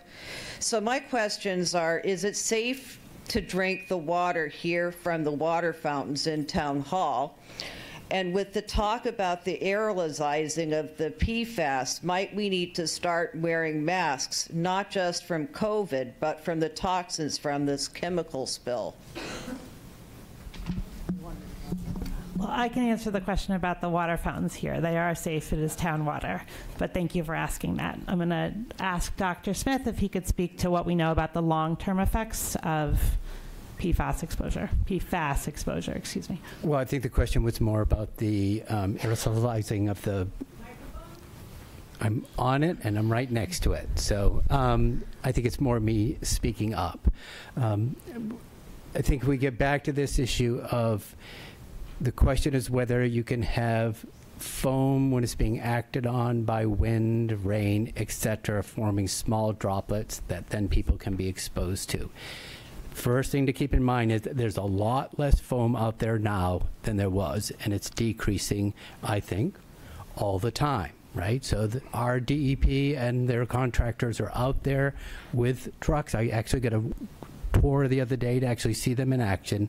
So they're right where the water is moving, that's forming foam. As the foam builds up, they are sucking it up and putting it into the trucks and taking it out, and they're keeping an eye on it. So I think that whole pathway is one that at present is much less than it may have been in the early stages. It is because we have this uncertainty about the early stages that we're doing some of this soil sampling of either land that we know had foam on top of it from it being blown over, or we wonder about whether it could have been transported as droplets. We'll get that data, we'll evaluate that data, we'll share that data, and I think it'll give us a better understanding of whether this is an exposure pathway that could have been a concern in the early days. All right, I do have 4 hands up on Zoom. I'm going to take those 4, and then we'll come back to people in the room. I have to get my kid from the library at 8. Can I squeeze it in first? Okay, go ahead. Thank you. I came most... Could you start with your name and town of residence? Peter Kraut, Brunswick. Thank you. I came most concerned about my well water. I am a couple of 100 yards from the entrance to the golf course. And so it was reassuring to me to hear at the top, just to me, because of where I live, that the groundwater primarily flows north, and from the top of the base, and southeast, and that people on Coombs Street should, of anybody who could be freaked out, they're probably the ones who merit the most freak out, but then you've got those 10 tanks that they told us about. I do tend to be someone who is trusting of state government. Call me naive. Obviously different people have different levels of trust, but it was reassuring to me to hear, oh, it doesn't flow west, because I was like, am I going to have to test my well weekly for, how long at $350 a pop? And if so, I don't want to have to pay for that. So, for people who would trust something like this being put on a website, some sort of a risk map to show, red areas of people who live in this area should be should be concerned about their well water, and then people in yellow and then people in green. It's only going to be as good as people's trust of government. But, I would really put my hat out there for anybody who lives in a red or yellow should not bear the cost of this. And it was interesting to hear Mr. Jordan's comments about, where the ultimate liability is going to lie for who would fund this will be an interesting legal question. If it's a legacy, it's the Navy, and, obviously businesses, they comply with requirements, and they tend not to go further. So, people have said, our laws are a bit behind, so if our laws need to, as some people have said, just get all of the PFAS that's all of this foam that's out there, just get it gone, well, let's enact that. And Maddie and Dan, it's great. I think there's a good chance the legislature will act this upcoming session. But yeah, anybody who lives in a red or a yellow area should not have to bear this cost, and there will be an interesting process to find out who will. And ultimately, it probably is the taxpayer in that question of, can we get something from the feds? Is there going to have to be some sort of a state fund? So that's just my thought. I got to go over to the library. Okay, thank you, and thank you for the map idea. I think it's a good one. All right, I'm going to take the first 4 comments that we had on Zoom. The first person I have is Emily Harney, and I will come back to comments in the room. I must have raised my hand mistakenly. Apologies. Oh, okay. Thanks. I'll take her off the list. I have Michelle next. And please start with your name and town of residence. Well, we know your name, town of residence. And you're muted. Are you with us, Michelle? Can you hear me? Yes. I also don't think I raised my hand, but I will ask a question because I'm here. So Michelle Fitzsimmons, Brunswick. My main question, I know you've talked a lot about air, the soil around the base. I do have a 7-month-old daughter who is one of the many children that is on the many daycares. I know there's at least a few daycares that are on the base. Has anyone, not so much the water, I know they're on, I believe, the same water as the city, but what about all the equipment? They're outside every day. There's equipment that's outside that, again, we don't know how far the foam has traveled, what it has touched. Has anyone offered suggestions on how it should be cleaned or taken care of? I mean, obviously they've been outside, I believe, since this has happened, but has anyone contacted or been notified about anything along those lines? Mr. Jordan, do you want to speak to how the daycares were notified? And then Dr. Smith, if you have anything to add on touch of playground equipment from children that I'm sure you're worried about them also putting their mouths on things, I would imagine, as a parent myself. Christine Logan, the executive director, spoke with the... Is the mic on? Yes, it is. Christine, can you hear me? Christine Logan, the executive director, spoke on Monday morning, August 19th, with the director of Family Focus and described to her the events that had happened that day. To the best of our knowledge, we have seen no foam anywhere near that distance away from Hangar 4. Doctor, is there anything that you would advise for daycares to do that have children playing outside? I mean, if you're concerned about children playing on the playground and you're wondering if anything got on it, even though we don't have any evidence to suggest a concern, a simple wipe down is an easy thing to do. So think of it as just kind of a precautionary sort of action. So if you're concerned about it, especially if you're losing any sleep over it, other parents are concerned, it's just a simple, easy thing to do. And, just some sort of easy detergent or just wiping down with wet and should be sufficient to help remove it. So that's something you could do. Other than that, if there's been no reports of foam, it gets back to, let's see what we find out from our studies of trying to understand whether or not there was any significant sort of forming of these droplets and carrying it over to soils nearby where it's most likely to occur. Because if we don't find anything there, it's going to be of less concern as you move further out. Thank you. I have Karma Fisheries LLC next. And I think you're on mute. Yes, Cody Gillis, Thomas Point Road, Brunswick. Thank you, Councillor King. I guess I just want to start by saying, you know, we have known for years this stuff was on the base. We've known for years the base has been contaminated from multiple different things. Why are we being reactive instead of being proactive like we should have done when Mira initially took the base over? You know, it seems to me like this was a ticking time bomb, that something was going to happen. I feel like Mira should bear at least some of this responsibility for this, honestly, environmental disaster. I'm also curious to know, in the other hangar that they admitted has been leaking, how long that's been leaking for and what the plan is to address it. I guess my next thing is, I'm a commercial fisherman. I'm also a commercial shellfish harvester here in the town of Brunswick. Hartswell Cove, which we've heard tonight, is a huge hotspot for runoff from AFFF PFAS. That is set to open up from a seasonal closure on September 30th. And from what I'm hearing, that's not going to happen. This stuff is going to go all the way up through the food chain.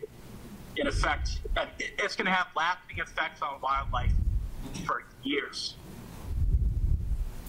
Hartswell Cove traditionally has been an incredibly prolific area for shellfish. And I believe the town has got records going back 30 years that will show that. We have also tried to establish a cohort population there, and now I'm wondering, are we ever going to get to harvest the town's investment that they put into that cove is now in jeopardy. So I guess my biggest question is, what compensation is there going to be for commercial fishermen that are going to be affected by this for loss of income? And who at Mira is going to lose their job because of this? Thank you. Thank you, Mr. Gillis. Do you want to respond, Mr. Jordan? I would ask Eric Perkins, property manager, to come up and describe the contamination issue that we've dealt with in Hangar 6. We do not have an ongoing leak or discharge of PFOS or P4 in Hangar 6. Eric, could you come to the mic or grab a microphone?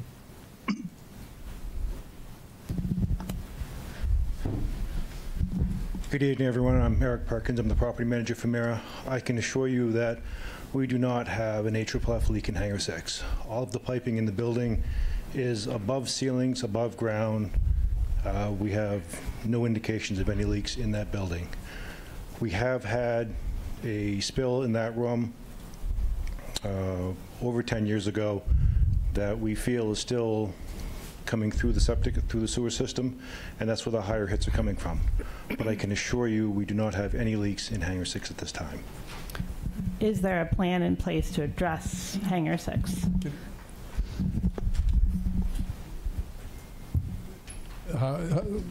Well, Eric, you want?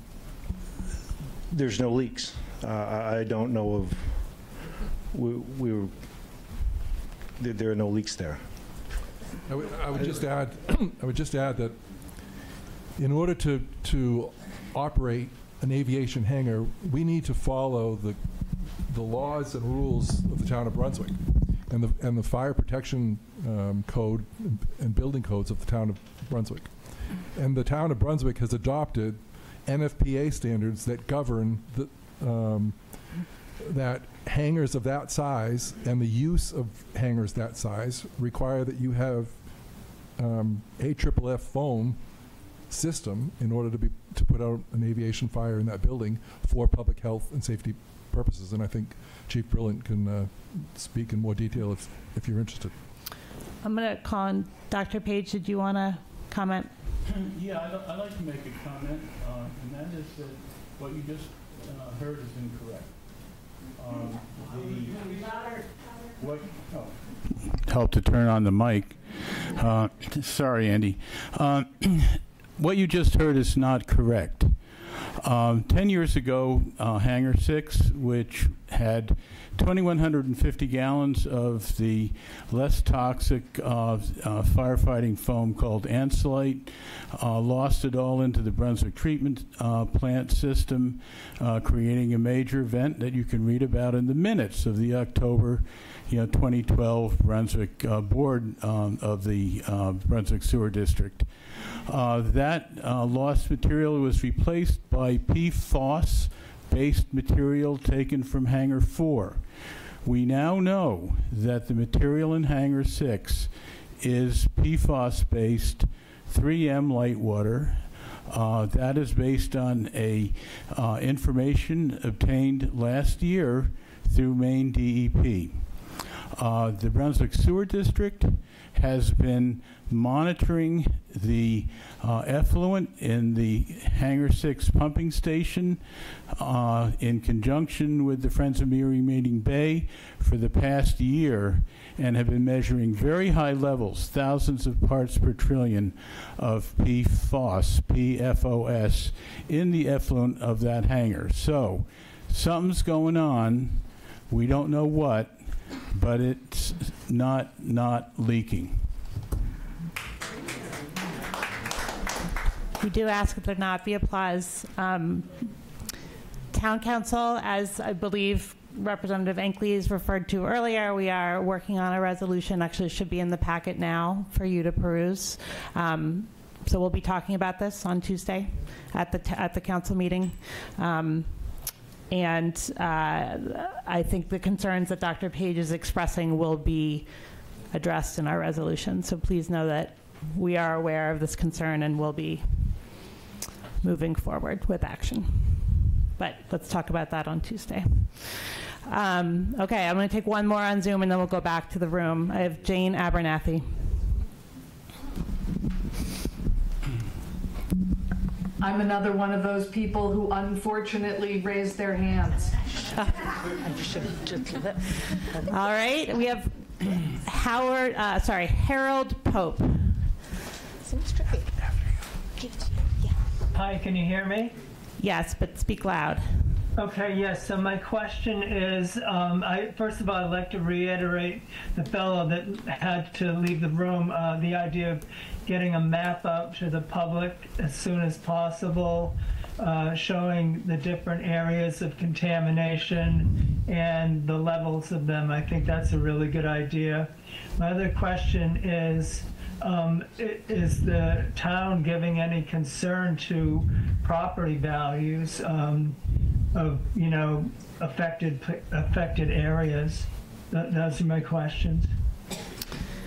That's actually a really good question that I don't have an answer to this moment, but I will bring to our town manager for discussion at the meeting on, it is Tuesday, right? Not Monday. Is council's a Tuesday, right? Labor Day. So yes, September 3rd, Tuesday, September 3rd will be the next council meeting, and we will absolutely be talking about all of these questions within the context of the resolution, and I'll make sure we get an answer to that. Harold, thank you for asking. That's a really good question.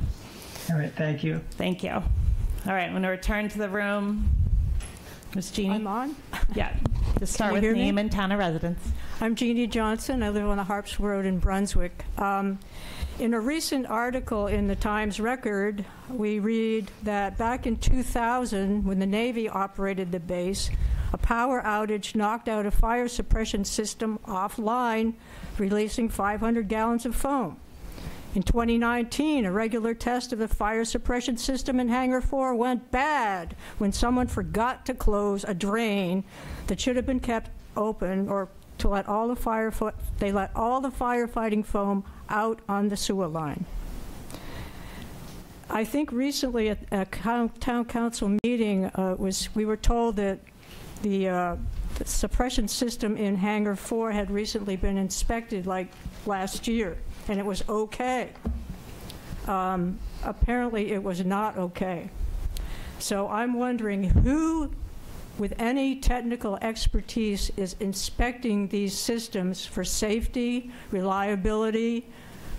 Who are they? Where are they? Where are their reports? I'm not real confident in the facilities manager having the expertise to say, oh, it's not leaking. Sorry. So I would like to know who, if the Navy owns that hangar, are they responsible for doing the inspections of these safety systems? Where are they, and where are their reports? The Mid-Coast Regional Redevelopment Authority contracts with Eastern Fire. With who? Eastern Fire. Eastern Fire? To perform annual inspections and quarterly flow tests. And where are their reports? They're available from MIRA. And what was the last report that they gave you? Was it last year? In 23, correct. When?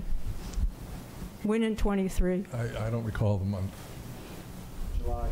July. July. Have they done it? Did they do an inspection this year? That is being scheduled. Pardon me? That is being scheduled. It has not been Well, it's a little bit late, don't you think? I mean, maybe it should be done every other month. These systems are old. If they were put in by the Navy, they're old systems. They could be corroding. Obviously, they have malfunctioning. They have a history of malfunctioning. I think somebody is not doing their job. Somebody who has the technical expertise is certainly not doing their job. I don't know who Eastern Fire Systems are, what their background is with these systems, but I think they're not competent to do this work. Thank you. Thank you. Yep. Hi, my name is Caitlin Diamore. I live in the Wildwood neighborhood here in Brunswick, so I'm right behind the base. I'd also like to say my husband is a BIW welding instructor, which shares a parking lot with Hangar 4. My husband at 6:45 that morning with his colleagues took a video. He sent it to me. I'm happy to share it to anybody. I'll text it all to you. I'll text it to you, the one that just raised their hand. At 6:45 in the morning, there's some swears in it. I just want to put that out there, so I'm sorry. I'm so sorry. It's BIW workers, love them, but you know.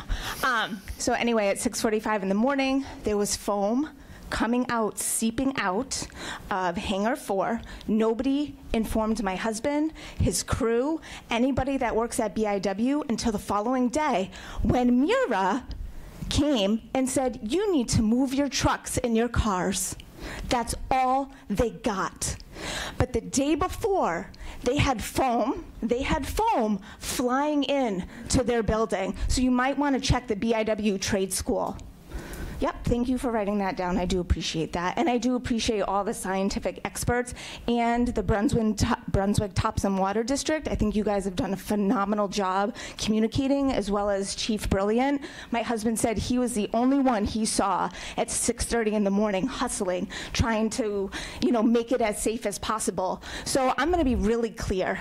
What is the communication protocol moving forward? And who is going to have oversight over MIRA? Who's gonna contact the businesses? Who's going to make sure that my husband, who breathes in stuff that's probably not great for him as a welder, well, who's going to talk to them and make sure that they're educated about the foam that was coming in?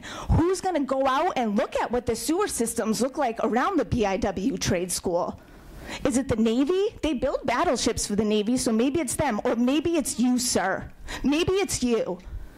I live right behind that base with my daughters. I work with families who are new Mainers. Who's going to inform them and make sure that they're okay? This is not okay. And I want to make sure that somebody in Brunswick is overseeing MIRA, because this is irresponsible, and people are getting hurt, and people are scared, and that's not okay. And it's 2024, and I want to know what the communication is moving forward, because that was a complete failure. And the amount of money you guys make, and the thousands of families and people working there, again, it was irresponsible and unsafe. And when you answer my question, I want it bullet points. I want it to the point, and I want to make sure people are going to be safe. Thank you. Given the size of this spill and the seriousness of this spill, By Tuesday afternoon, Maine DEP, US EPA, the town of Brunswick and Mira stood up what's called Unified Command. That the decisions of the operation of the overall operation would be led by Unified Command. There was also a significant beefing up of staff when U.S. Coast Guard was brought in to assist in Unified Command. At that point, Unified Command took over responsibility for communication to the public. That communications became the responsibility of the Maine Department of Environmental Protection. We continue to put out on our website each day small bits of information, but the overall communication plan is managed by Unified Command, and I'd ask the Commissioner to assist in addressing communication issues. Could I ask a follow-up question? I'm sorry, Commissioner. Mr. Jordan, I think the question is, how are things going to change? And that's what I think we haven't heard yet. What's going to be different in terms of Mira's communication to the people that are working and living at the landing? We can set up, we have an email protocol where we can, through an email server, I can't recall the name, notify all residents and businesses on the base, and rather than just posting on our website that daily information, we will begin to put it through, and we will institute this immediately. We will begin to put it through email contacts. And if you are interested in joining that email list, go to our website at brunswicklanding.us, and you can sign up to join that email notification list. And what about outreach? Is there an outreach plan to make sure that people are aware that that's available to them? We will make that happen. Thank you. I think Senator Daughtry wanted to follow up. I just wanted to say that Mira has oversight from the state legislature, and they have to do an annual report to the legislature, and that this is something that I take very seriously and share many of your frustrations. One of my first bills was actually to get a member of municipal Brunswick government to be on the Mira board as a direct line of communication, and I can assure you that we will be looking at transparency and accountability. I am also working my way back through their annual reports to see any mentions about AFFF, and it's not in the one from this year.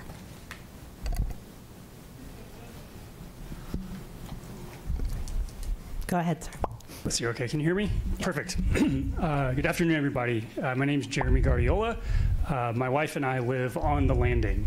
We are expecting our first child in about a month and a half. So as you can imagine, we're taking the situation incredibly seriously and have been doing everything we can to gather as much information as possible to try to make informed decisions. So obviously throughout this process, we are placing an incredible amount of trust in our elected officials and state government experts. And I want to start by acknowledging the fact that I spoke with, I think, maybe half of this panel directly last week, so I appreciate you sort of taking my calls and responding. That said, I was disappointed and discouraged to see in the DEP's initial reporting of the test results that you seemingly departed from the standard of reporting PFAS levels in parts per trillion into parts per million, which thereby reduces the reported numbers by a factor of 1 million. So I happen to be a quantitative researcher by training, so I'm sort of clued in to look out for these kinds of things. But it was hard not to interpret that as anything other than a bit of disingenuous PR spin to try to pull the wool over the eyes of an uninformed reader. So again, I appreciate that you've sort of made a verbal commitment to making further testing results available to the public. I just want to ask for your commitment as that happens to be as transparent as possible. I'm just wondering if you could maybe comment on why you made that choice. And then also just want to register, for those of us who live on the landing, we get our electric, and I don't know, maybe some other folks, other utilities through Mira. So as we're talking about the cost of this cleanup and the economic fallout, I better not see my electric or other utility rates get jacked up as a result of this. I'm not going to bear the costs on multiple fronts. Thank you. So I've certainly heard the concerns about the units of measure that the department has reported our results in. And so I would note that the analytical results are received in nanograms per liter, and that we typically, when we release results, when there is a standard to compare them to, we report those numbers in comparison to the applicable standard. When we are measuring surface water from stormwater retention ponds, I would never, ever recommend that anyone consider the water from a stormwater retention pond drinking water. And so we would not typically report a concentration of any contaminant that we measure from a stormwater retention pond in the units of measure that are relevant to a drinking water standard. However, we have certainly heard that residents wish to hear those units reported in parts per trillion because you are comparing them to the drinking water standard. So we can certainly do that moving forward. I would note that we may refer instead to the analytical units of measure that we receive them in. If there is a concern about us converting units of measure from the analytical results that we receive to be most precise and accurate, we can report them in the units of measure that we receive them in. And then we can provide conversion factors, and people can decide what units of measure they want to convert them into to compare them for themselves to whatever screening level or standard that you want to compare them to. But generally what we try to do is provide analytical results in measurements that people can typically understand. Again, I understand that you are all comparing them to parts per trillion and to drinking water standards, which are not. You should not drink stormwater pond water, and you should not expect stormwater retention pond water to be potable under any circumstances. But if you want them in parts per trillion, we can report them in parts per trillion.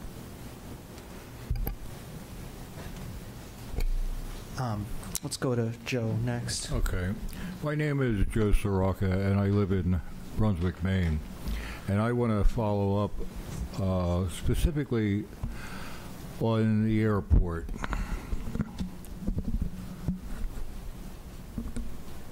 There's no way of predicting accidents. There's no way of predicting if a plane's going to crash. Certain aircraft, probably most aircraft, are made out of various metals that if they explode or if there's a fire, you have to have specific types of firefighting material, and it's going to be some sort of foam. And apparently the FAA has updated this foam issue as of 2023, and maybe even since then. I have no idea, and they don't either. So if there's an explosion, is the airport prepared? They have leaky foam pipes. They had to call in safe harbors to vacuum the foam, to draw up the foam and to dispose of it. This should be on the base at all times because you don't know when there's going to be an accident. These suction trucks, vacuum trucks, whatever they're called, disposal trucks, inspection of all safety and support equipment on a regular basis, not once a year, not every 15 years. It should be done regularly, and it should be documented that it has been done.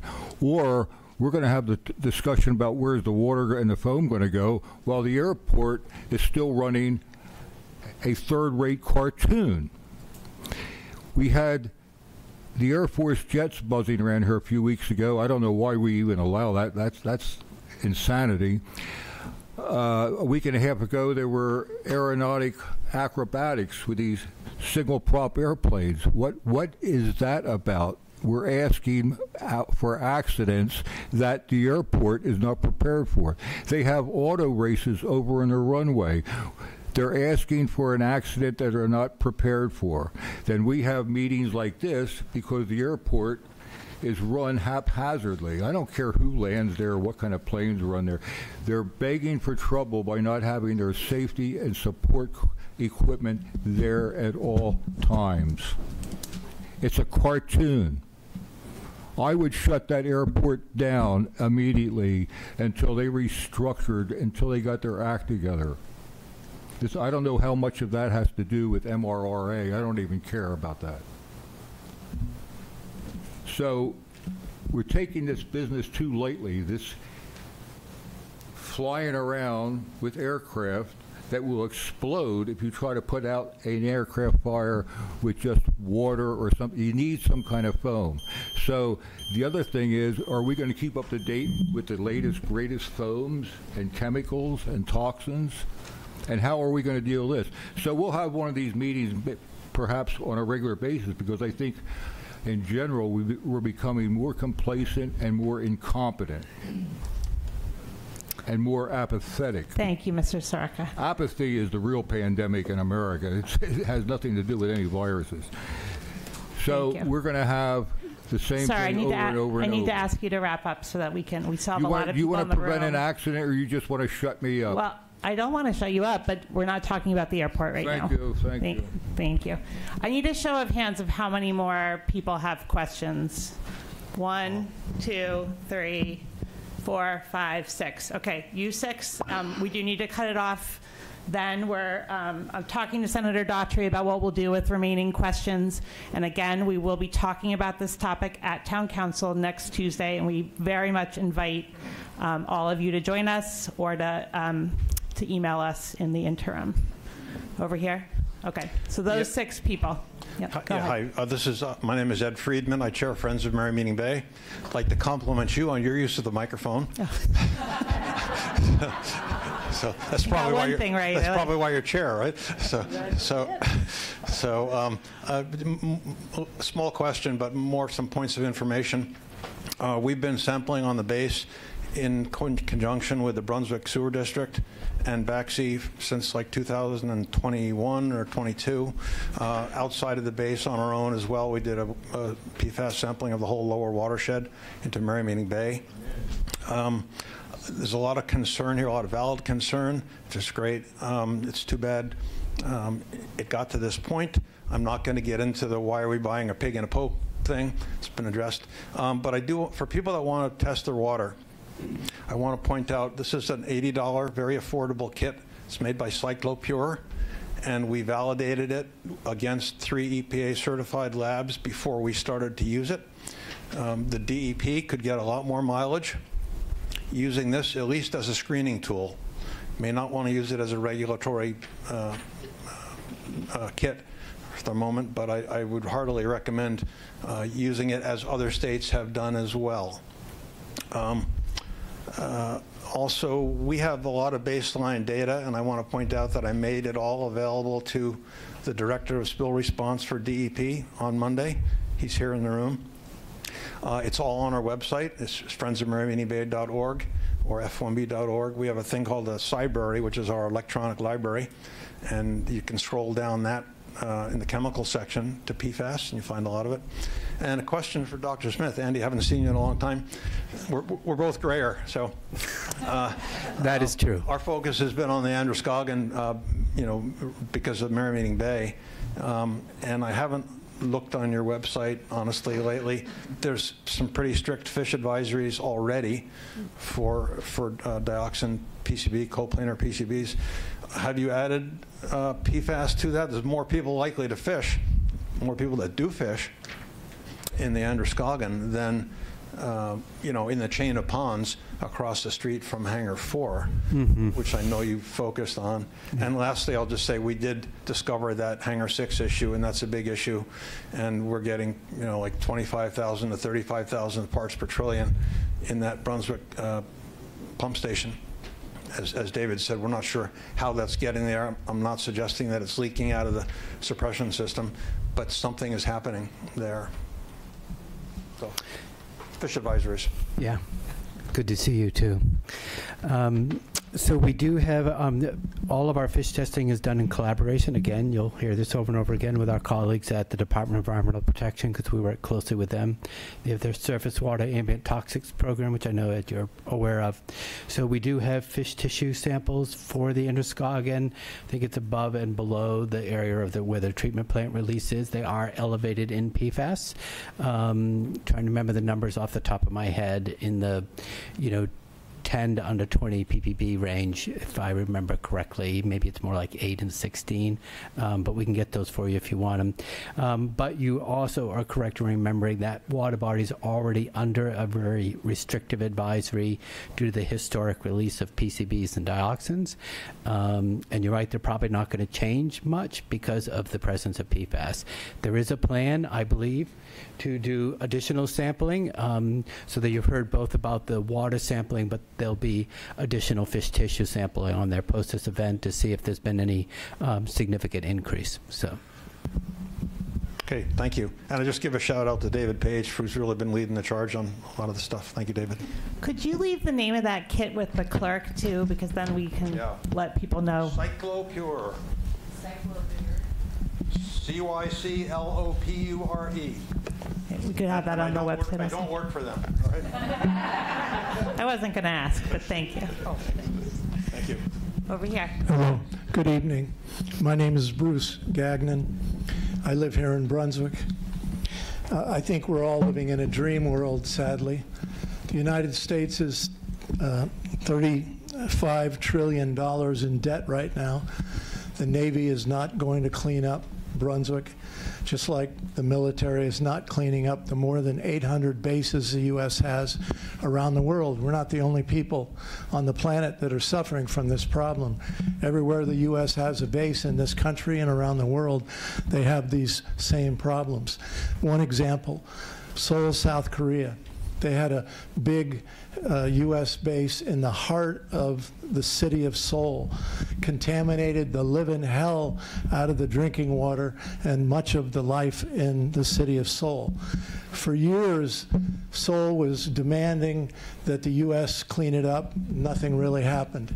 They just moved to the southern part of Korea to a base called Camp Humphreys, expanded it dramatically, destroyed 70 farm villages in a struggle that took years, almost 10 years. The farmers fought to save their land against the U.S. demanding that that land be made to move the base from Seoul down into this part of South Korea.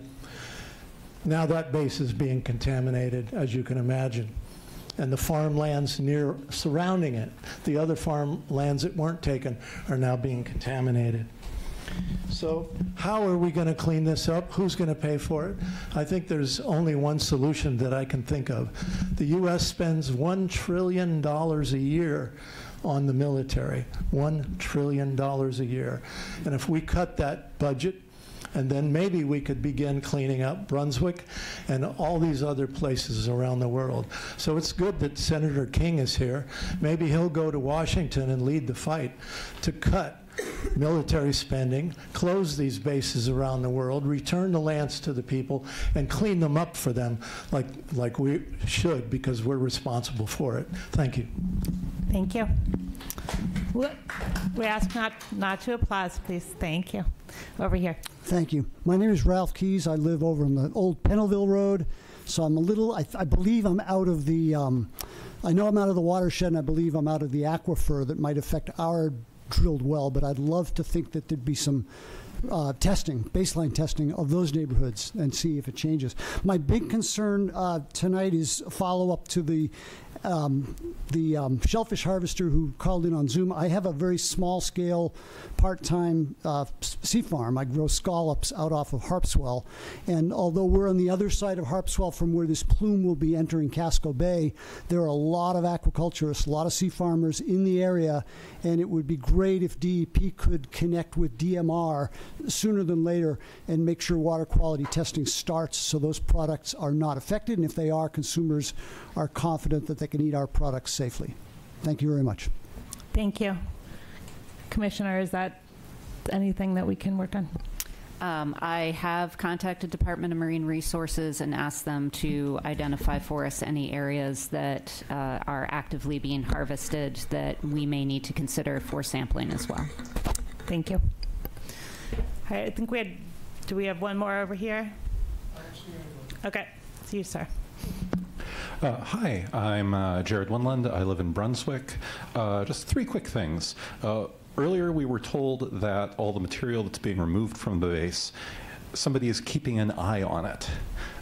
Where is that stuff, and who's keeping an eye on it? Second thing, my wife was trying to look into how we can get our own well tested, and ended up coming up with a bunch of information about, oh, well, you know, there's these agencies, and you need to run your tap for 10 minutes, and then collect a sample of water, and then it needs to be kept at exactly 40 degrees Fahrenheit while you run it, like down to Yarmouth or over to Wiscasset, and then you pay $350 or whatever it is. That's just sort of like not a very reasonable way of testing the water if it's going to have to be done on a large scale, pending what the results of the preliminary tests end up being. My third point is just that getting the Navy, which it seems like is ultimately responsible not just for what's in Hangar 4, but in many of the other hangars on the base, might be problematic, not just because it is the Navy, but also because it's a federal agency. I used to work for a federal agency. I was in the post office for 3 years. And the first thing that we were told about the pandemic in 2020 was the postmaster came out and told us, yeah, you work for the federal government, so if the police or the town council or the city government or the state government or Governor Mills herself tell you to do anything to protect the health of the people of Maine, you ignore them because you're working for the federal government, so it's only the federal government that can tell you what to do. I'm just a little skeptical about actually being able to hold the Navy to account.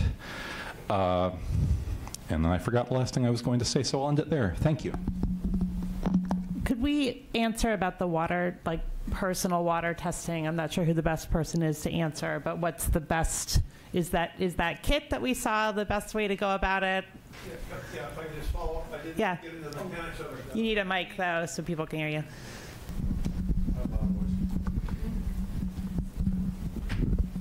Yeah, if I could just follow up, Ed Friedman again from Bodenham and Friends of Mary Bay. So the way that these CycloPure kits work, there's an empty cup with a filter medium in the bottom of it. You pour your water into the cup, let it drain through, and if for some reason there's a lot of particulates in there, you, after half an hour it hasn't drained, draw a line around it on the outside, and then you dump the water out and you send the empty cup back to CycloPure, and they pull the PFAS analysis from that filter medium, which is called Dexorb, and they make that material, and it's used by the Department of Defense and other agencies for large PFAS cleanups. So it's very simple. There's no refrigeration. There's no weight of water. You order it over online, and you get a return label with it and bring it to UPS or the post office. Thank you so much for sharing that resource, and we'll make sure to get that out there. Yeah. Very good question. Where did the foam go? That was another question. Yeah, that's what I was going to follow up on. Okay. Can we talk about like where the storage tanks are, what's happening to them, real quick? Yeah, that's important. So the water that has been collected, including the foam material, has been contained within frac tanks that are, our response division director is here. I don't know exactly where those tanks are being stored or if somebody is watching them 24 hours a day, but those tanks have been used to collect the material, to keep it isolated from the environment, and then Clean Harbors is responsible for having those taken to a disposal facility. And as I understand it, those will be taken out of state for treatment and disposal. Thank you, Commissioner. Could somebody provide the question? I know you've already given the answer, but that didn't come on a microphone. The question was, where did the foam go? It's in the tanks that the Commissioner mentioned. All right, so I think we have Ms. Navarro and the gentleman behind her were the two that raised their hands, and then we are going to have to call the meeting. Thank you. Go ahead, Ms. Navarro. Jennifer Navarro, Thomas Point Road. I may shock you guys tonight, but I actually wanted to thank Senator Matty Daughtry and the town. I have found them to be very working assiduously to have the best interests of Brunswick residents, so thank you for everything. That has been helpful, and it eases a little bit of peace to mind. That said, I I was wondering, first of all, the levels was 701 trillion. That was released, I believe, today. That's the current study that came out. So 701 trillion in comparison to the legal 0.04 per trillion. That was a test that MDOT, the commissioner, just released. So my question is when we were talking about air and is it safe to ride bikes and, you know, are exposed through air, I know it's new, we don't know a lot of things in that way, but wouldn't deforestation be a huge concern, especially in areas like this with such high concentrations? So my concern and my question to the town council is Tedford was approved across the street from me, and my son just got over stage 4 rhabdomyosarcoma, ungenetic cancer. And my daughter was born 5 weeks early from a very low birth weight. She couldn't gain weight in my womb, and she's neurologically delayed extremely. It's very hard situations my family's gone through since we built our home and had our well built in 2017. I believe the 2019 legacy or previous contamination with this compounded new contamination has brought on issues that are very irresponsible for the development that continues to occur in my area. I am on well water. The Navy did reach out to me and requested that they could test my well in March of 2022. We agreed to it, and I found it very shady at the time. When the test results came back, they didn't give us the levels, but they said per the old standards of 70 trillion, we weren't nothing to worry about. But then, ironically, a couple weeks later, the new standards of 0.2 to 0.4 trillion came out, and per those, I'm certain we exceed. And so they told me, had it come out to exceed those levels, that they would be responsible to connect us to town water, which we were quoted like 40 to 50,000. But even town water, I don't assume is very safe, to be honest, or supply us potable water, which we've been paying for out of pocket, which has added up now into the thousands. We only we only bathe and clean with our well water. And the expenses of having treated my son, the trauma he's going through and will forever endure, I believe this is all related. So what are we going to do to stop these developments from happening, such as Tedford? I don't want it to be grandfathered in. It's right across the street from me, and they haven't even begun to deforest yet. If they do deforest, I have major concerns because that's going to disturb the soil degradation. What's the FONSI report? Are we doing environmental impact studies? Because I was also told the asylee housing was labeled as the mall, not Navy base, and I spoke directly through HUD with that. So I think we need to really pay attention and make sure that families and the most vulnerable of people, such as homeless people, aren't going to be in an area that is contaminated, and we need to readdress these issues and search those matters. Oh, and also, Jennifer Nicole Navarro, I want to start like a public forum group, something. So anybody who wants to connect, I want to connect with you, I want to connect with you, the lady whose husband works, please reach out to me, or my telephone number, 305-608-3167. You have my permission to reach out to me. I'm looking to network, and Aaron Brockovich, when they handle the Skowhegan stuff. Thank you, Ms. Navarro. I'm going to ask you to have those again, conversations. Thank you so much, Senator Daughtry. You really have gave me some peace of mind. Thank you. And I believe, was this one of our hands up earlier? Yes. Okay, we'll go here, and then we'll wrap up. Thank you. I did too. I believe you. Go ahead. Hi, my name is Sarah Woodbury. I live in Freeport, but I work for an organization called Defend Our Health. I want to thank Representative Angeles for the kind words about the organization that I work for. I just had 3 brief points. I will do it in under 3 minutes. I'm used to that because I talk to the legislature all the time. The first one, in terms of the drinking water, we've heard a lot of concerns here tonight about the drinking water, particularly for people in residential wells. That's a massive concern for us. Appreciate the DEP's kind of pointing out the way that the aquifers flow and all of that type of stuff, but there are folks that could possibly be impacted, and we would urge either the state or the town or MIRA or somebody to either be providing bottled water or the town providing a place publicly that folks that live in those areas could come and get plastic bottles filled so that they can take home. They should not be waiting for those test results and still drinking that water only to find out that there's a problem. So we would urge some providing of bottled water for the folks that could possibly be impacted. I've also heard several times tonight that there's federal requirements that Brunswick is required by the feds to have that AFFF foam in the airport. They are not. The Biden administration passed legislation a few months ago saying that that was no longer required. There are new military specs for the Department of Defense. You're not required to have that anymore at the airports. In fact, SeaTac is going to be away from AFFF completely by 2025. And if Seattle International Airport is not required to have that foam, Brunswick certainly is not. So I would urge them to look at it. And then I had a final question for the commissioner, and I swear this is not me trying to gush. I generally want to know, on the AFFF law that was passed a few years ago had language in it that required manufacturers to recall the AFFF foam. Can you let me know what happened with that? Yeah, so the law that was passed a couple of years ago had multiple requirements in it related to AFFF. It uses the word recall in it. The issue is that what we've heard from a few fire departments who've tried to take advantage of it is that the historical stocks that they have of the AFFF, those manufacturers don't exist anymore. So there's nobody to take it back. Thank you. And we were aware about that change in law. Councillor Ecker, I don't know where he is, but has made me very aware of that. So thank you for reminding us, though. Thank you. All right, last comment, sir. Good evening. My name is Steve Hodge. I'm a resident of Brunswick. Forgive me for my accent. I'm from away. But away has a bit of special significance, I think, tonight, because I come from the city that had the first EPA Superfund cleanup site, a radium watch dial factory on the edge of town. Many people got sick from their exposure of making the perfect dial painting with the tongues, and they got cancer and so forth. Anyway, they cleaned it all up. There's a hotel on that site now. People come to Athens, Georgia. They go to the football games. They have a big time. It's a safe spot. They built a huge mall across the street from there. So there are some success stories with Superfund cleanup sites. But we're living with one over there at the base. It's been established for many years now.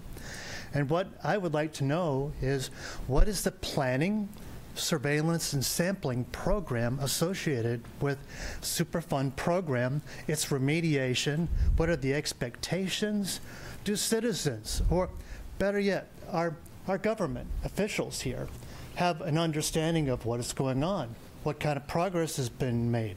Are there roadblocks? Are there obstacles, either technical, legal, or maybe people and pollution? That can be a problem sometimes. But I do know one thing. The fate is the product of the exposure times the toxicity of the chemical. From what I've been reading, this class of chemicals is very persistent. They call them forever chemicals because they don't break down. They continue to exhibit their toxicity regardless of time. And the exposure seems to be extremely high.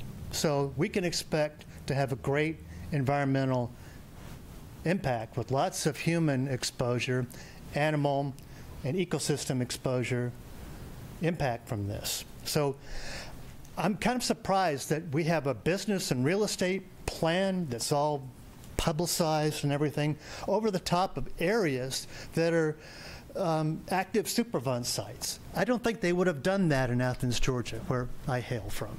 They would not have put a way for people to travel all over the place, going to their gyms, their favorite restaurants and grocery stores and places to consume beer, in a place where they were apt to be exposed to chemicals. The past records I've seen indicate that exposure and the amount of chemical deposited out there is great. So I would like to see planning going on and a toxicity screening program and database for all the chemicals in this class. One last sentence. Did you know that economy and ecology come from the same root word, the Greek word oikos, O-I-K-O-S, which means house? Why can't our economy and our ecological concerns be in concert with one another?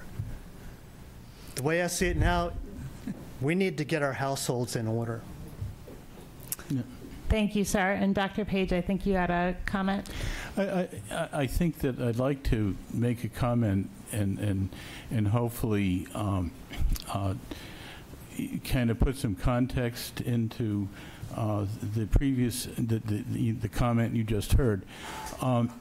The Base Reuse and Closure Act, which governs the closure and reuse of places like the former Naval Air Station in Brunswick, spells out the steps, that the Navy must take in order to render, say, a given parcel ready for public use.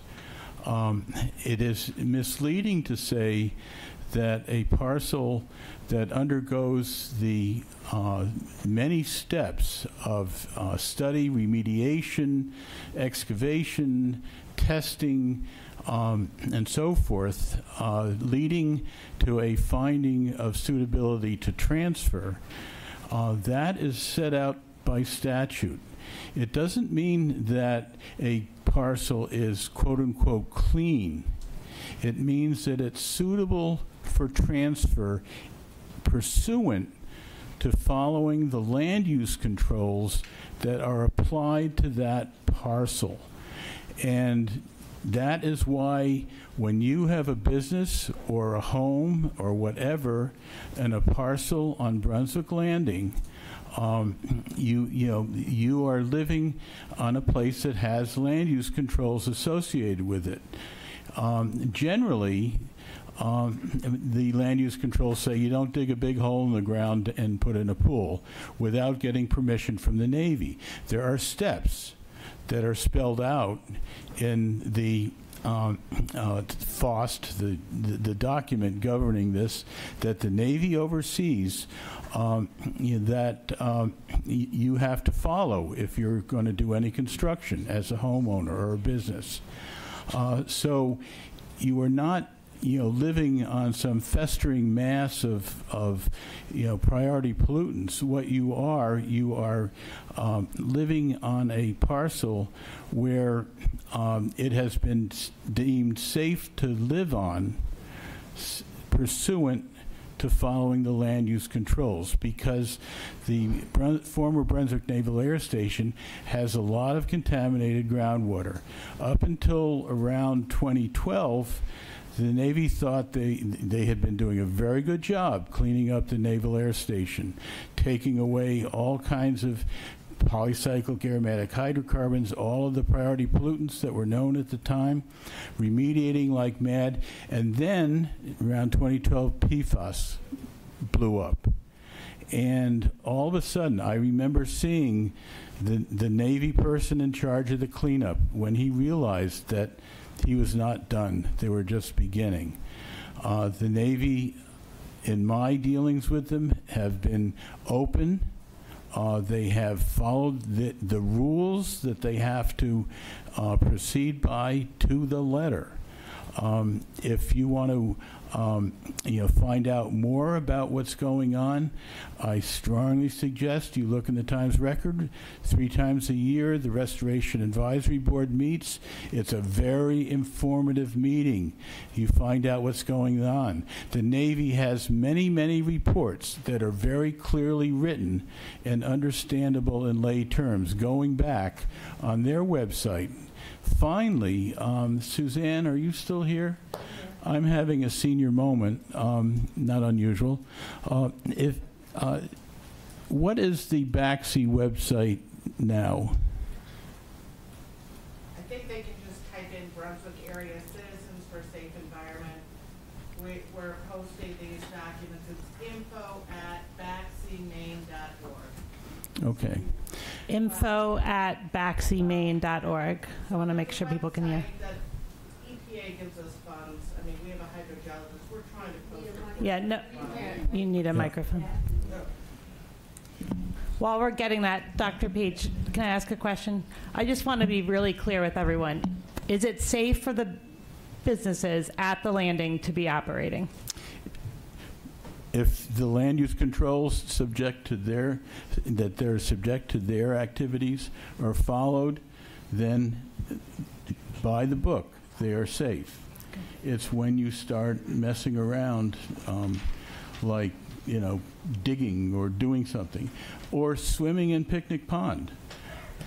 Because the levels of PFAS in Picnic Pond are 3 times the level that's safe for kids to swim in, and 702 parts per trillion as of 2022. But the important thing is, going to the unit issue that came up earlier, is that it's important to have units that are consistent so people don't get confused. And so it helps for people to know that, oh my God, 702 parts per trillion is almost 200 times the safe drinking water limit type thing. So consistency is important. And Suzanne, did you find what you needed? Yeah, so the website is backseamaine.org. And what the Backsea website is, we are a 501c3. We were required to be formed in order to receive EPA funding, which pays for a hydrogeologist. We've been actively out on the base for decades. The Restoration Advisory Board, we beat our heads against the wall to get people to participate and to come. If you go on the NAVFAC website, you will see, they've recorded all the minutes, the PowerPoint presentations. If there's a particular issue, you can look for it.